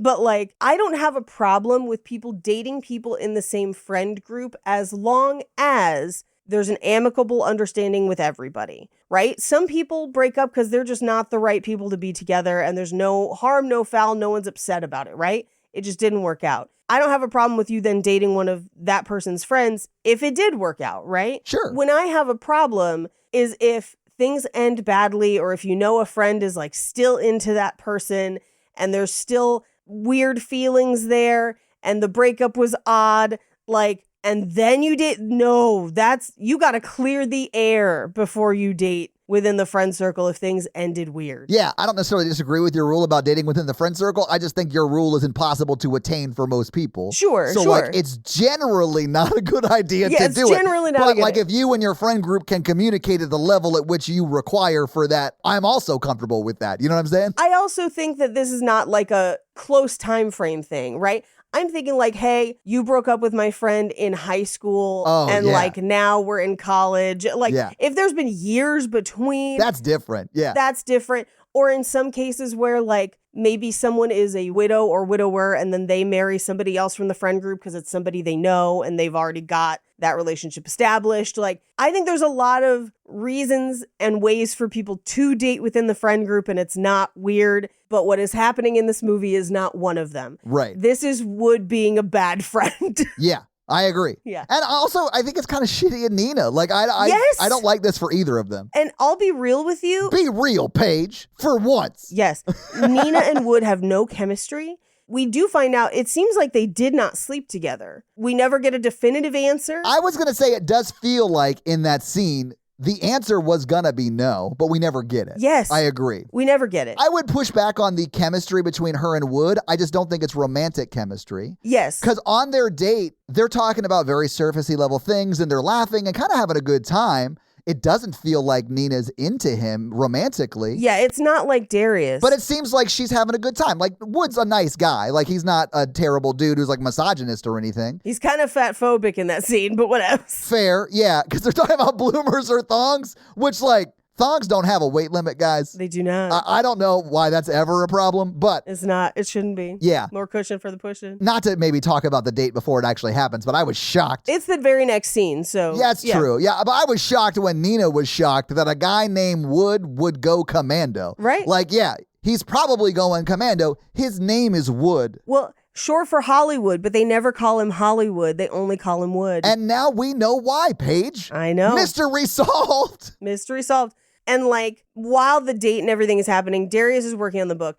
But I feel like Nina accepts the date from Wood and perpetuates this to make Darius jealous. 100%. That is, I think, the reason I don't like it from her side. Like, for Yes. Wood, it's like, you know your friend, like, loves this lady. You shouldn't date her. Yes. For her, who has been, I think she feels slighted by Darius incorrectly. Right. He didn't have the information. Yeah. But she saw him and Lisa walking down when she was at the bookstore, right? Right. They didn't see her seeing them, Right. but she saw them. Right. And I think this is a reaction to how she felt because of that situation that she helped create. Yeah. So I'm not saying that Nina's right here, but I think that that's what the movie is showing us, that she is only doing this in retaliation Yes. to Darius. I feel like Nina is almost never right in this movie. I feel like she acts out of insecurity and imagines slights and doesn't communicate with people and then just self-destructs all of her relationships.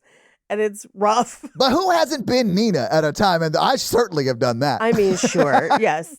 This is more me, older cautionary tale of don't do that. Oh, yeah, man. Don't do any of this. 100%, Paige. I'm not trying to say that I like this movie because, like, you should do the things they do. Right. It just made me feel seen as a human being who has made very similar mistakes. And I think for me, it is a personality thing that this is just not how I react when angry or slighted or whatever. Yeah. That I turn more inward and I'm just quieter and withdraw as opposed to like, Yeah.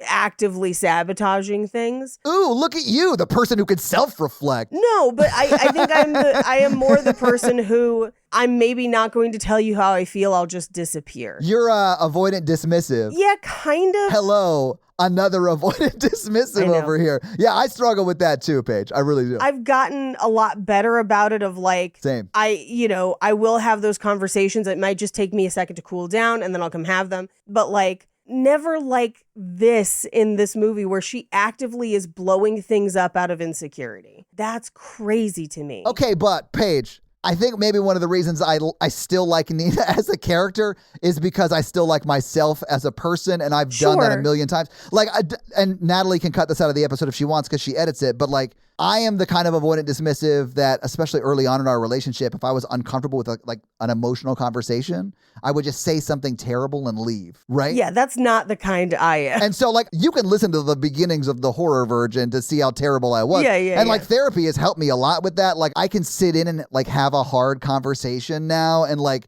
but that is where Nina is operating from, or at least that's what it felt like to me, because I used to do that all the time. And she may not do the dropping a banger, like terrible thing to say and then dropping the mic and leaving. Well, she does, because she starts fights to get rises out of people. But also in service of just getting distance, because she can't really handle it emotionally. That's the way I read it, at least, because that's the way I would do it. Yeah, that is not my version, right? And I don't start fights for the sake of having fights. I never have, because I don't like fighting. I don't like it either. That's typically when I'll say something mean and leave, or like when I would used to do that, because it just, I feel so unsafe because of like childhood trauma. Sure. Like I had to learn a lot of like in therapy, like how to be able to sit in those moments. I was not born with or learned those skills as a kid. I had to learn that late in life. Well, and for me, I'm like, look, I might not be able to talk to you about this in this moment because I will say something I regret and I don't want to do that. Yeah. I need you to give me till tomorrow or whatever. Yeah. And then we'll have this conversation, right? Yeah. So that's how I operate. But for me, it's this like, if you treat me badly, I'll just leave. I don't give a fuck.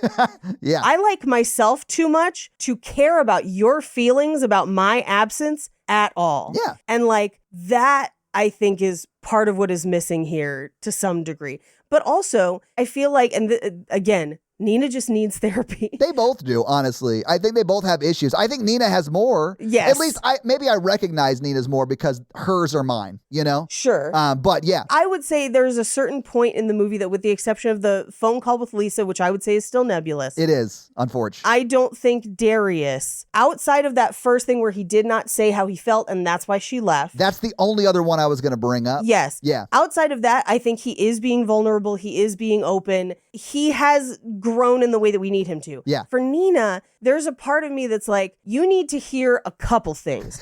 And your friend is not fucking telling you. And get rid of her as a friend. Her friend is supportive, but also gives terrible advice. Terrible advice. She needs a third friend. She needs a me. Yeah, she needs you in the friend group, because then you'll be like, I'm sorry, did you just tell her to go back to her ex who ghosted her in the hopes that it would force Darius to show jealousy? Right. Ma'am, no. I love you, but no. I think a lot of Nina's self-destruction stems from an internal self-worth issue. Yes. Where she accepted Marvin treating her poorly for far too long. She went back to him. Now, that doesn't excuse Marvin's not innocent. Marvin is still a bad dude. He still treated her badly. His name is Marvin. We knew he was a bad dude the whole time. His name is Marvin. Yeah. But then as Nina goes through the movie more, it's like she receives good treatment and destroys it because she does not believe she deserves it. Yeah. And that's a fucking problem, because like, you deserve to be loved and treated well,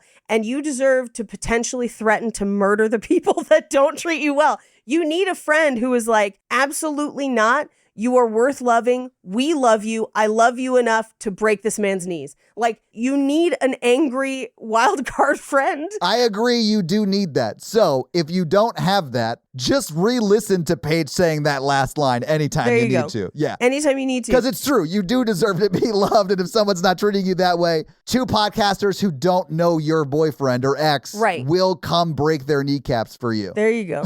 But also, I feel like she's in a good relationship, and that's making her nervous because she's like, when is the other shoe going to fall? And it's like, hey, you need to express those feelings, not start fights to see how they turn out. Right? That's not a way to communicate. No. The way to communicate is to basically say, like, I'm feeling this way. Like, if she had said, seeing Lisa's phone number on the blackboard makes me feel really insecure. She brings it up in a fight, which is the wrong time to bring it up. Yep. Because I guarantee you, as someone with ADHD, He just forgot. He forgot it was there. 100%. He doesn't notice it. He's not calling it. Yeah. And I would say that makes me feel like she's not a girlfriend of his, if that makes sense. Yes, because he would remember it and hide it if she was. Exactly. Yes. He would be like, oh, I got to hide this because Nina's coming over. He was just like, Right. oh, Lisa? Yeah, whatever. Use a You phone. know? Yeah. Yes. And if she had brought it up in like, hey, this makes me feel really bad. Yeah. Of like seeing this, I'm sure he would be like, I'm so sorry, and would throw it away in the moment, right? Like, you need to articulate how you feel and why you're feeling that way, and not A, wait for a fight, B, start a fight instead of having a conversation, and C, when people are truly treating you badly, do not go back to them, do not accept it, fucking leave. And I know that is an oversimplification. It's very hard to leave, I understand. My CDs are in his car, Paige. I can't just leave. I hope all of you who need to leave have support systems to help you do so, because I know it is difficult. It is hard to leave, especially if you don't have a support system. It's Yes. terrible. It's like leaving a cult, honestly. It's 100%. It's so hard. Yeah. But obviously, if they were able to have like the communication they need to, the movie wouldn't have happened, because it would just be them like, hey, I like you. I think I like you too. Let's be together forever and have no conflict. I like you. I have some emotional, maybe trauma from my last relationship where I wasn't treated well, but I think I stayed too long.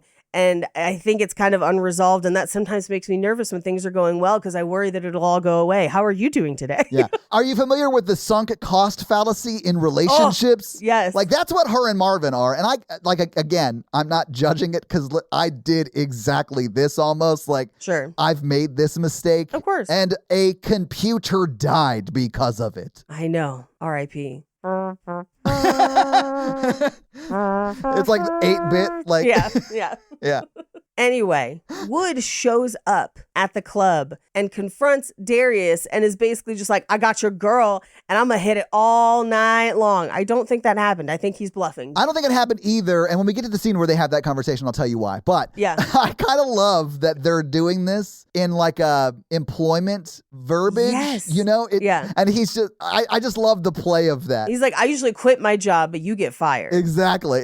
But instead of being like, I'm usually the one who breaks up with them, you're the one who gets broken up with. Like, because that's what he's really saying. Yeah. But these are two, I will say, poets. Although I don't know to what level Wood is a poet. But I know Darius has been like paid to write a book because he's writing it. Yeah. But I think Hollywood is in the scene, if that makes sense. Like, he's an amateur, whereas Darius has been commissioned to write a book. So I actually have a theory about this. But Okay. again, this is the movie not giving us enough information about our ensemble characters that actually play big parts in the movie. Yeah. I think Wood is a stand-up comedian that hangs out with poets. Honestly, there's a lot of poetry and like wordplay in comedy, so like that's not a bad place for you to sharpen that skill. Yeah. So yeah, love that. Because we never see him do poetry. He is kind of the class clown of the group. He's funny. He is. I mean, it's Bill Bell, but yeah, it's funny. Yeah, so that was my weird headcanon because we don't have enough information about him. Yeah, that's fair. And the only date we see Nina and Wood on is like that one where he showed up and like it was sort of a part of the I'll pay you to take as many photos of me as possible if you let me take you to dinner. Right. And he does make it seem like it's, no strings attached, just like dinner. And so they show like them at dinner having a good time, but with no real romantic chemistry. Right. Which I know Nina smashes on the first date for like perfect chemistry first date scenarios. Yeah. But that's not what they're showing here. Right. So I don't think Nina had sex with him. I do think Wood would have. Right, sure. But I don't for a second think she did. Yeah, and we cut to, there's like a party that Sheila has been organizing. And this is where, or Troy, I guess,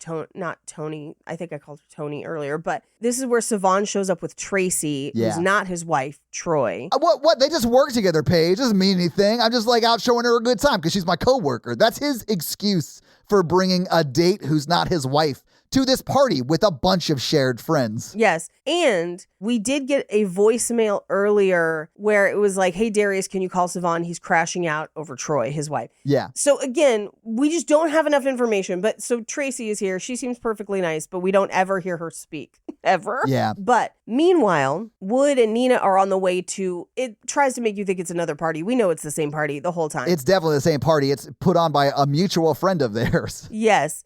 We do get a scene where Darius talks about his previous relationship. The only other thing that was longer than 6 months was this woman named Felicia. Yeah. And later, when he talks to Ed, she will come up again. So just remember her. But yeah. Wood and Nina show up. Everybody's all clearly at the same party. And I think Nina has the appropriate response because she's like, you fucking knew my ex would be at this party and you didn't tell me and you specifically brought me here to show me off for some sort of bullshit pride thing. Yep. And I'm not playing that. I'm not doing it. Yeah. I mean, I understand why she reacted negatively to Wood treating her like a prop. Yep. So she leaves. And Darius goes after her and he's like, hey, let me talk. At least let me call you a cab. Let me make sure you get home safely. Yes. Yeah. I do think the let me call you a cab will buy him some time for them to talk. So that's like the motivating there. But I do like that he's just like, let me make sure you get home safe. I don't have to take you. Right. But I can get you home safe. Let me do that at least. Right. But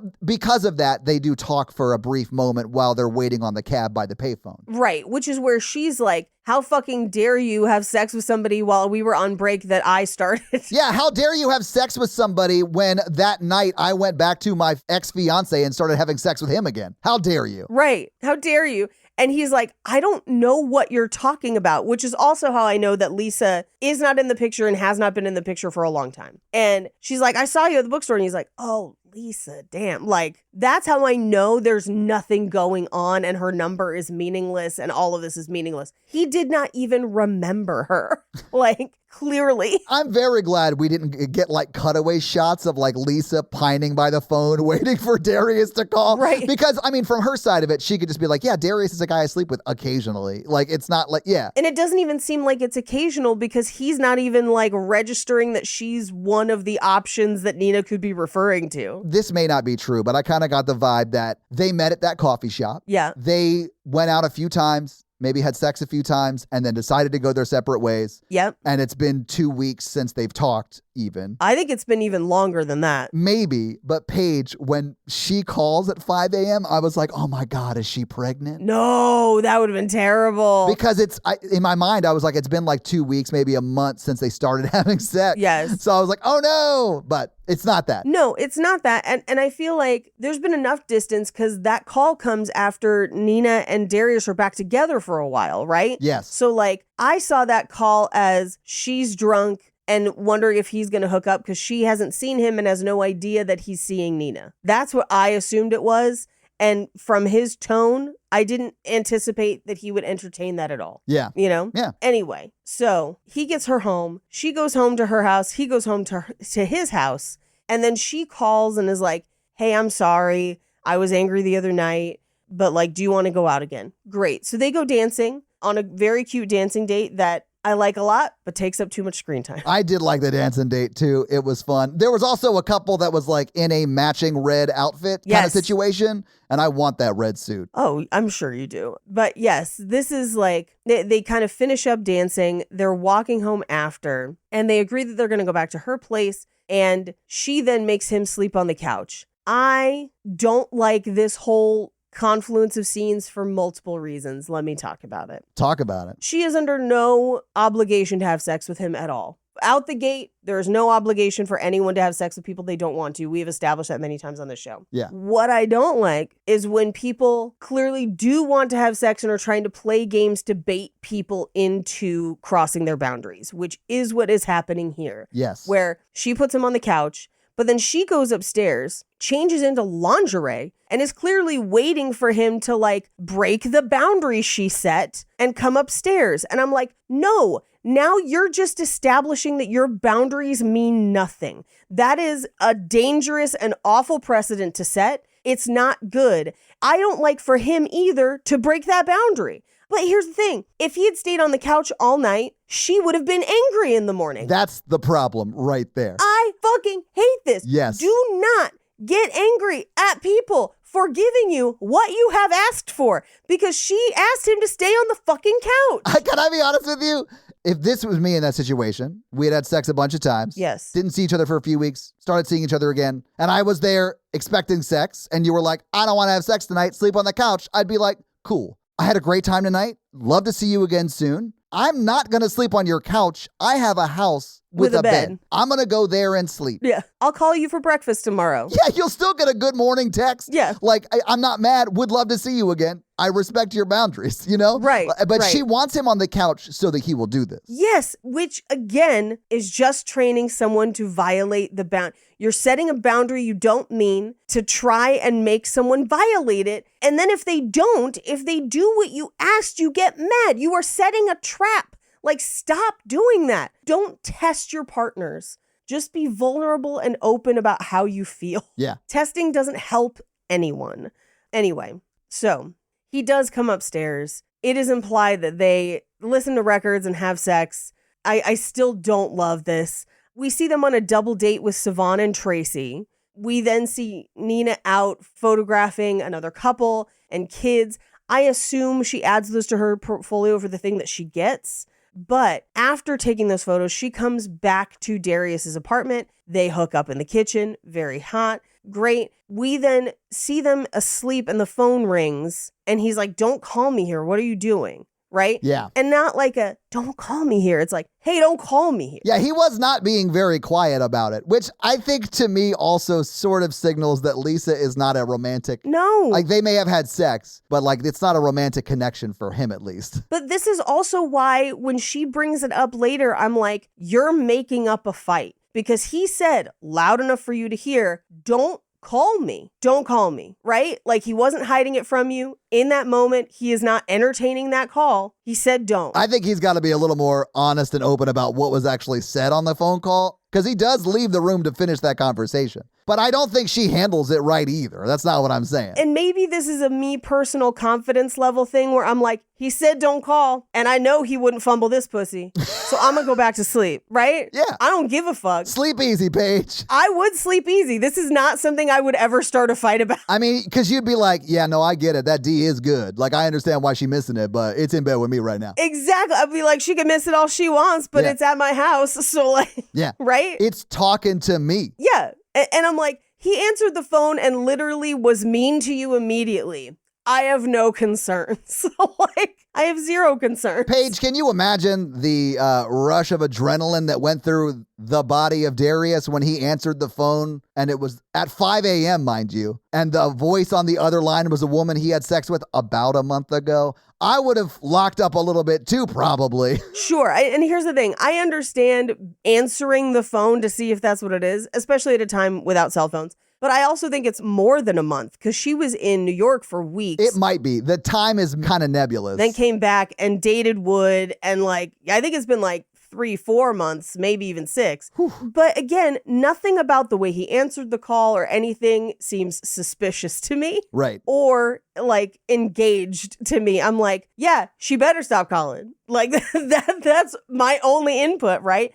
But Lisa takes this as he's having an affair. And I'm like, girl, when? You're with him all the time. Yeah. He's not employed even. I mean, he's employed because he's writing a book, but he's like at home writing all day. And you're there too. Right. Is Lisa his typewriter? Because if not, he's not having sex with anybody else. And he's only fingering that. Yeah. And this is also a thing of like, a lot of times when people accuse you of cheating and you're not, it's because they are, right? Like it's that kind of. Ooh, yeah. I mean, fair. Yeah. You know, right? Like I think she maybe still feels guilty about Marvin and that's why she's bringing this up. Because the next day she's like, do you think I slept with Wood? And he's like, I don't care. I don't want to know the answer. Yeah, he's like, I don't ask questions to which I do not want the answer, is his response to that. I think that's a fair response. If he doesn't need to know, he doesn't need to know. Yeah, she takes this badly, but that to me would be like, oh, he's the kind of guy who just doesn't care if I've slept around a little bit. And he shouldn't be, you know, like you're a human person too who has a past before him.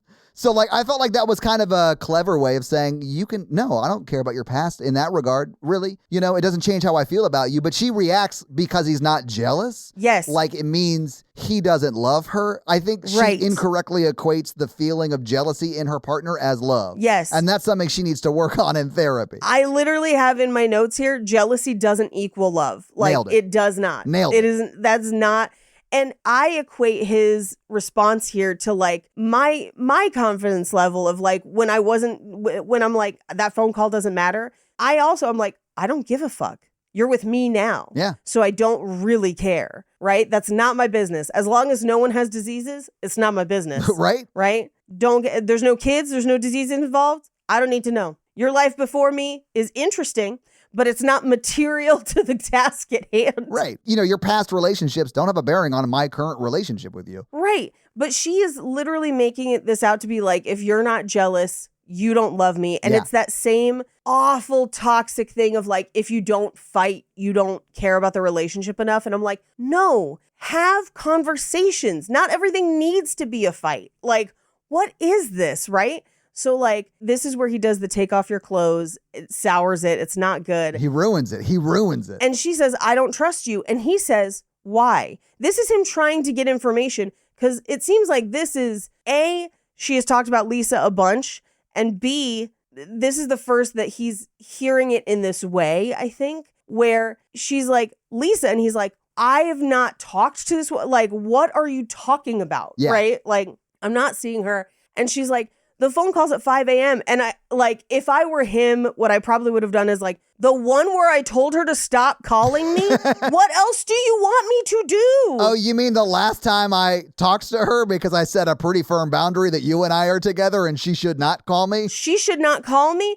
And like, this is not, there are no cell phones. There's no way to block her from calling. The only thing he can do is either not answer and let it ring and wake them up, or answer and say, don't fucking call me here, which is what he did. He also doesn't know who's calling. He doesn't have caller ID. He doesn't have caller it's ID. that time in the 90s where it was just like it could be anybody. Anybody. I do think in this moment he could have done a better job of explaining what the phone call was after he left the room, you know, to give her some like safety feeling and security around that. But I don't know if that would have been successful because I think what she needs to do is feel like he's jealous for her to feel safe. Yes. And that's, I think, what she needs to work on in therapy. I think he could be a little more open about like the relationship situation was with Lisa. My read on this argument, because he says we have discussed this multiple times, Yeah. is that he has done that and it does not matter. The problem with that is we don't see that, and that's a typical we don't thing see shitty that. dudes say when they don't want to talk Yes, about sure. this, like the hard thing their partner is dealing with. Sure. Or they're sure. spinning on or whatever. And on some level, you do kind of got to sit down and just like, let's have the conversation about it. Right. So we can get past it, you know? And you're right. The way the scene is written, they may have already done that. I think I they don't have. know. Yeah. We haven't seen it, but he does say it like that.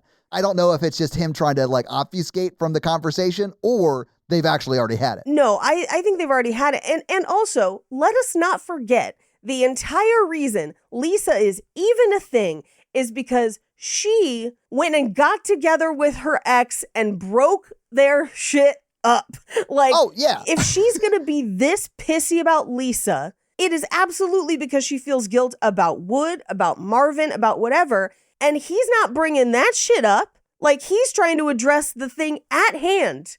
And she's just like, but Lisa, and I think this is again the movie not giving time where it needs to have time, because what we needed in this scene is him being like, I'm with you 24/7. When would I have even seen Lisa? Like, this is you being upset about something this is a you problem. I have done nothing with Lisa. And I think that's what they're trying to get at, and it's just maybe not written right. I think it's written right because they're trying to show us that they don't communicate well. Yeah, and that's that fair. is what's happening. So I think it's written right. Yes. But it's they're not communicating. And I agree 100%. Yeah. Because this is like, they kind of break up. Like this is the last time they see each other for a year, more or less. Yes. Yeah. And then we do see him talking after, then they break up. And I do, when he's like, if this is how you're going to treat me on the regular about this, then fucking leave. Yeah. To get your stuff from my house and leave.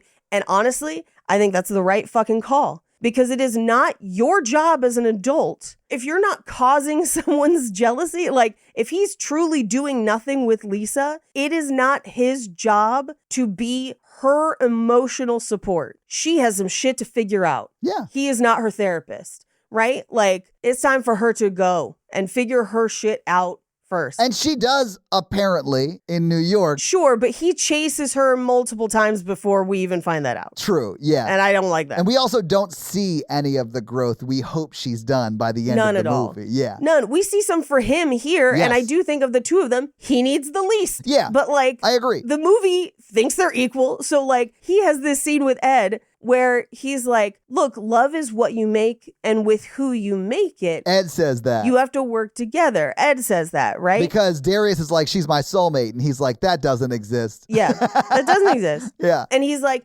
man, I messed up twice. And I'm like, no, both times were her fault. She spun out both times and wrecked it. Yeah. Like, I mean, that's definitely her side, like her responsibility from her side. I do think that there are things he could have done differently to stop that from happening, but it wouldn't have helped stop the cycle that they're in, you know, because it would be just playing into the cycle that she needs currently to feel safe, with that core feeling of jealousy equals safety in relationship. yes, Which is not good. it's bad. She needs to work on that, and that'll help their that cycle. And if he had played into that, they would just be a toxic relationship. 100%. It would not be good. Yes. Right? Yeah, but I think he is owning that side of it, which I don't think ultimately would have helped their relationship's longevity. Which is why I don't think he should own it. Fair. Yeah, that's fair. I don't think he should take blame for not playing into her jealousy, right? Yeah. He shouldn't. That jealousy is unhealthy. I agree. Yeah. Anyway, we get a whole section where Savon's wife and kid come back, and I guess Tracy's just gone. I guess we're supposed to care. We didn't have enough information to care. Tracy had to work that shift, so yeah. Yeah, who knows? But we see Nina taking pictures, having a real a depresso, couch rot. Yeah. He's angry writing and pushes his typewriter off the table. We got to talk about the typewriter. Okay. Because this is 1997. Yes, it is. Which means, A, personal computers still prohibitively expensive. Yeah. At best, he might have had a word processor, also pretty expensive. Yeah. So like, typewriter is the accurate technology for the time. His just happens to be old. And it's just that this movie, even though all of these fashions have come back into style and it looks kind of modern, is very old. Yeah. This movie is almost 30 years old. Yeah. There you go. It's wild. Anyway, at this point, he gets a call from Josie, which is the first time we hear her friend's name. Josie. Because I was like, who the fuck is Josie? And I was like, oh, it's her friend. That Nina got a gig at Vibe magazine, so she's on the noon train tomorrow in New York. You should maybe see her off. And I'm like, no. We're not playing this game again. You should maybe see her off coming from a friend felt so weird to me. This is so 8th grade. Yeah. It is like, hey, my friend really likes you. You should go say hi to her. Like, Yeah, it felt like Nina said, hey, will you call Darius and let him know I'm leaving tomorrow and then ask him to come meet me on the platform?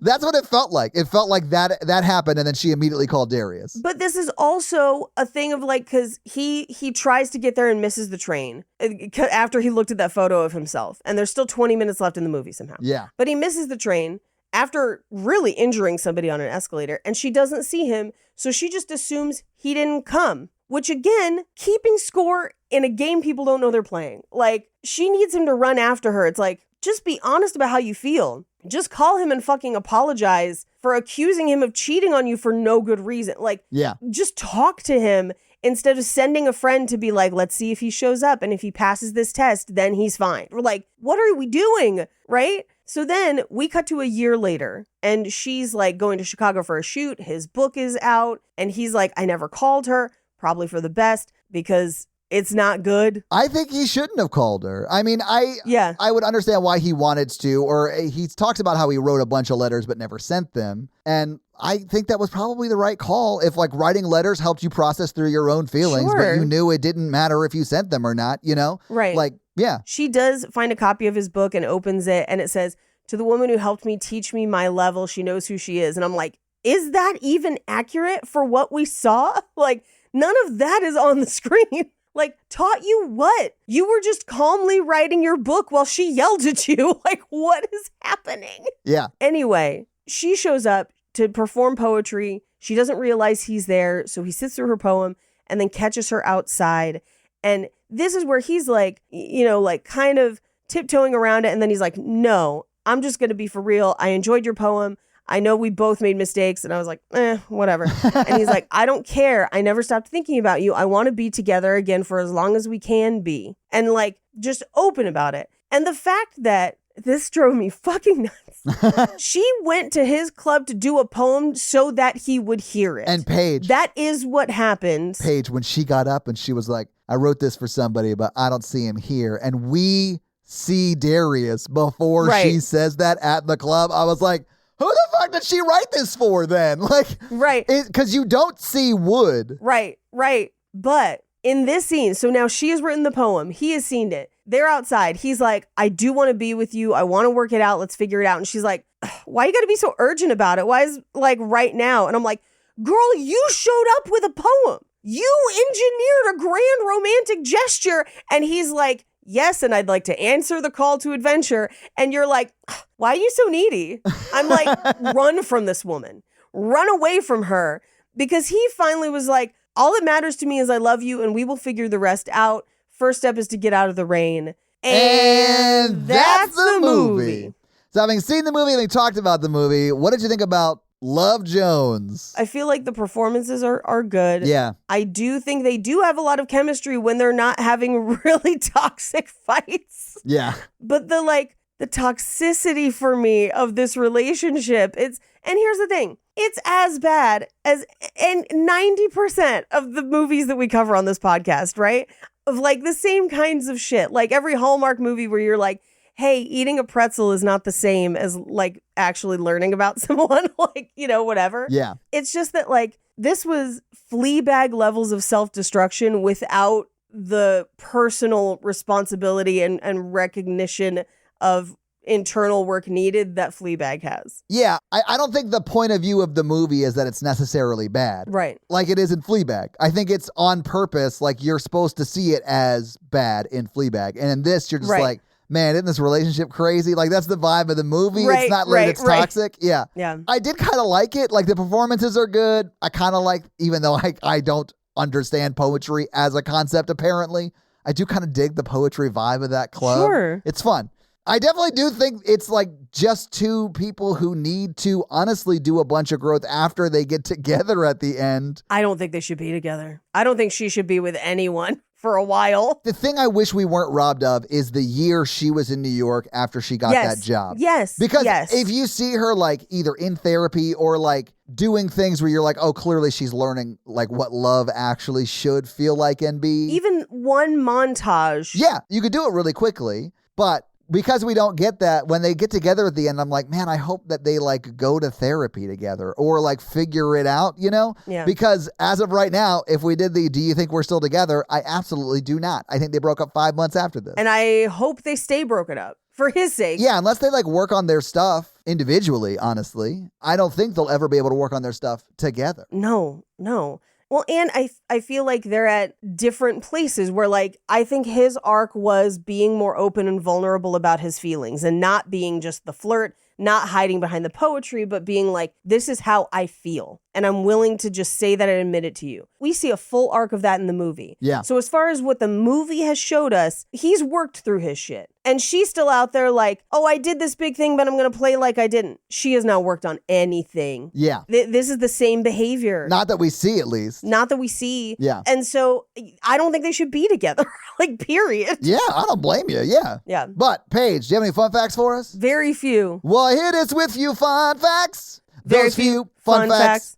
So Theodore Witcher, who wrote and directed this is his only feature film. And he was very unhappy with the way the fountain sequence turns out, which is that ending sequence where they're talking, because the fog was so bad you can't see the fountain. Yeah, he does like actually say it. Yeah. Because you can't really see it. Yeah. Yeah. And then the only other real fun fact I have, there's just not a lot. And older movies have a lot fewer unless it was like a huge blockbuster. But the role of Nina Mosley was originally written for Jada Pinkett Smith. Oh. I would have watched that. Of course. Yeah, I would have watched that too. Yeah. Yeah. I don't think anyone does a bad performance. Me I either. think the issues are with story, not performance. Yeah. And those are your fun facts. Well, thank you for those fun facts. Let's talk a little bit about box office. So what do you think the production budget was for Love Jones in 1997? 97, I'm going to say they made this for $2 million.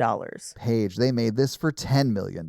It is not on the screen. Which, if you adjust for inflation, is roughly $20.4 million. I guess maybe that's not that crazy. The only reason I say that is because the thing that would probably up the price for this is because you have so many famous people in it, but they weren't famous yet. There's also a lot of locations. Yeah, that's true. And a lot of exterior locations too. Yeah. Yeah. Just getting good sound at an actual train station would be a nightmare. I think that's why we don't really, I think he's ADR'd. I don't think we have good sound. I mean, he may very well be ADR'd. You're right. Yeah. So this movie came out the week of March 14th in, of course, 1997.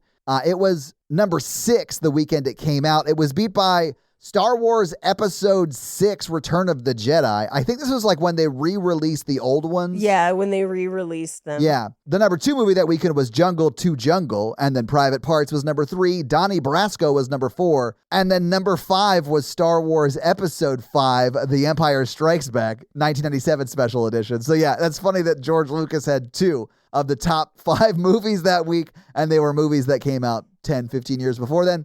Anyway, Love Jones was 6th. What do you think it made in its opening weekend, Paige? Opening weekend at 6th in 1997, I think we're looking at about 1.5 million. It actually brought in 4, almost 4. It was Okay. 3.9 million, which isn't bad. And it was in theaters for a total of 3 weeks. It was 8th in its second week and 14th in its third week, and then was pretty well out of theaters at that point. But what do you think it brought in? And this is worldwide, but it was just domestically at the box office in its theatrical run. Ooh, I'm going to say 8 million. Close. It brought in 12.4 million, almost $12.5 million. Okay. Which isn't terrible. It's more than the budget back, but it's not as much as like 2x the budget. So it probably, if they marketed it quite a bit, wouldn't have made that back. Uh-huh. $12.5 million, if you adjust for inflation to today's dollars, would be $25.3 million. So it did make money technically over the budget, but it didn't make its marketing back, I assume. Right. But either way, that's your box office. Paige, do you want to hit us with the romance scale? Sure. Our romance scale is a scale of how romantic we found the movie today when we watched it, from 1 to 4. How romantic did you find this movie today, Todd? I'm going to give it a 2, and I would give it a 3 if it wasn't like a toxic kind of love. Right. But they have a lot of chemistry. Like, they just have a lot of chemistry. Yeah, you believe in wanting them to be together. It is only just the toxic part that makes it kind of like iffy. Yeah. So I'll give it a 2 as well. And that's your romance scale. Thank you for the romance scale, Paige. This week you made us watch Love Jones. What are you making us watch next week? I'm going to read you the description. Okay. And then I'm going to read you the cast. Okay. And you're going to get excited, and I can't wait. Here's the blurb. We're back in the realm of action romance. I love that already. An avenging cop seeks out his brother's killer and falls for the daughter of a businessman who is involved in a money deal with his father. Okay. Wait. Your first cast member. Wait, what year did this come out? Hang on. This came out 2000. Yes. Okay. Okay. I have no idea what this is. Very excited. Jet Li, Aaliyah, Okay. Okay. Delroy Lindo, Carla Gugino, and DMX. Are you fucking ready? Is this Romeo Must Die? Yes, it is. Hell Let's yes. go. Let's Paige. fucking go. I'm happy to report I saw this movie in theaters. Amazing. I snuck in. And also Jason Statham.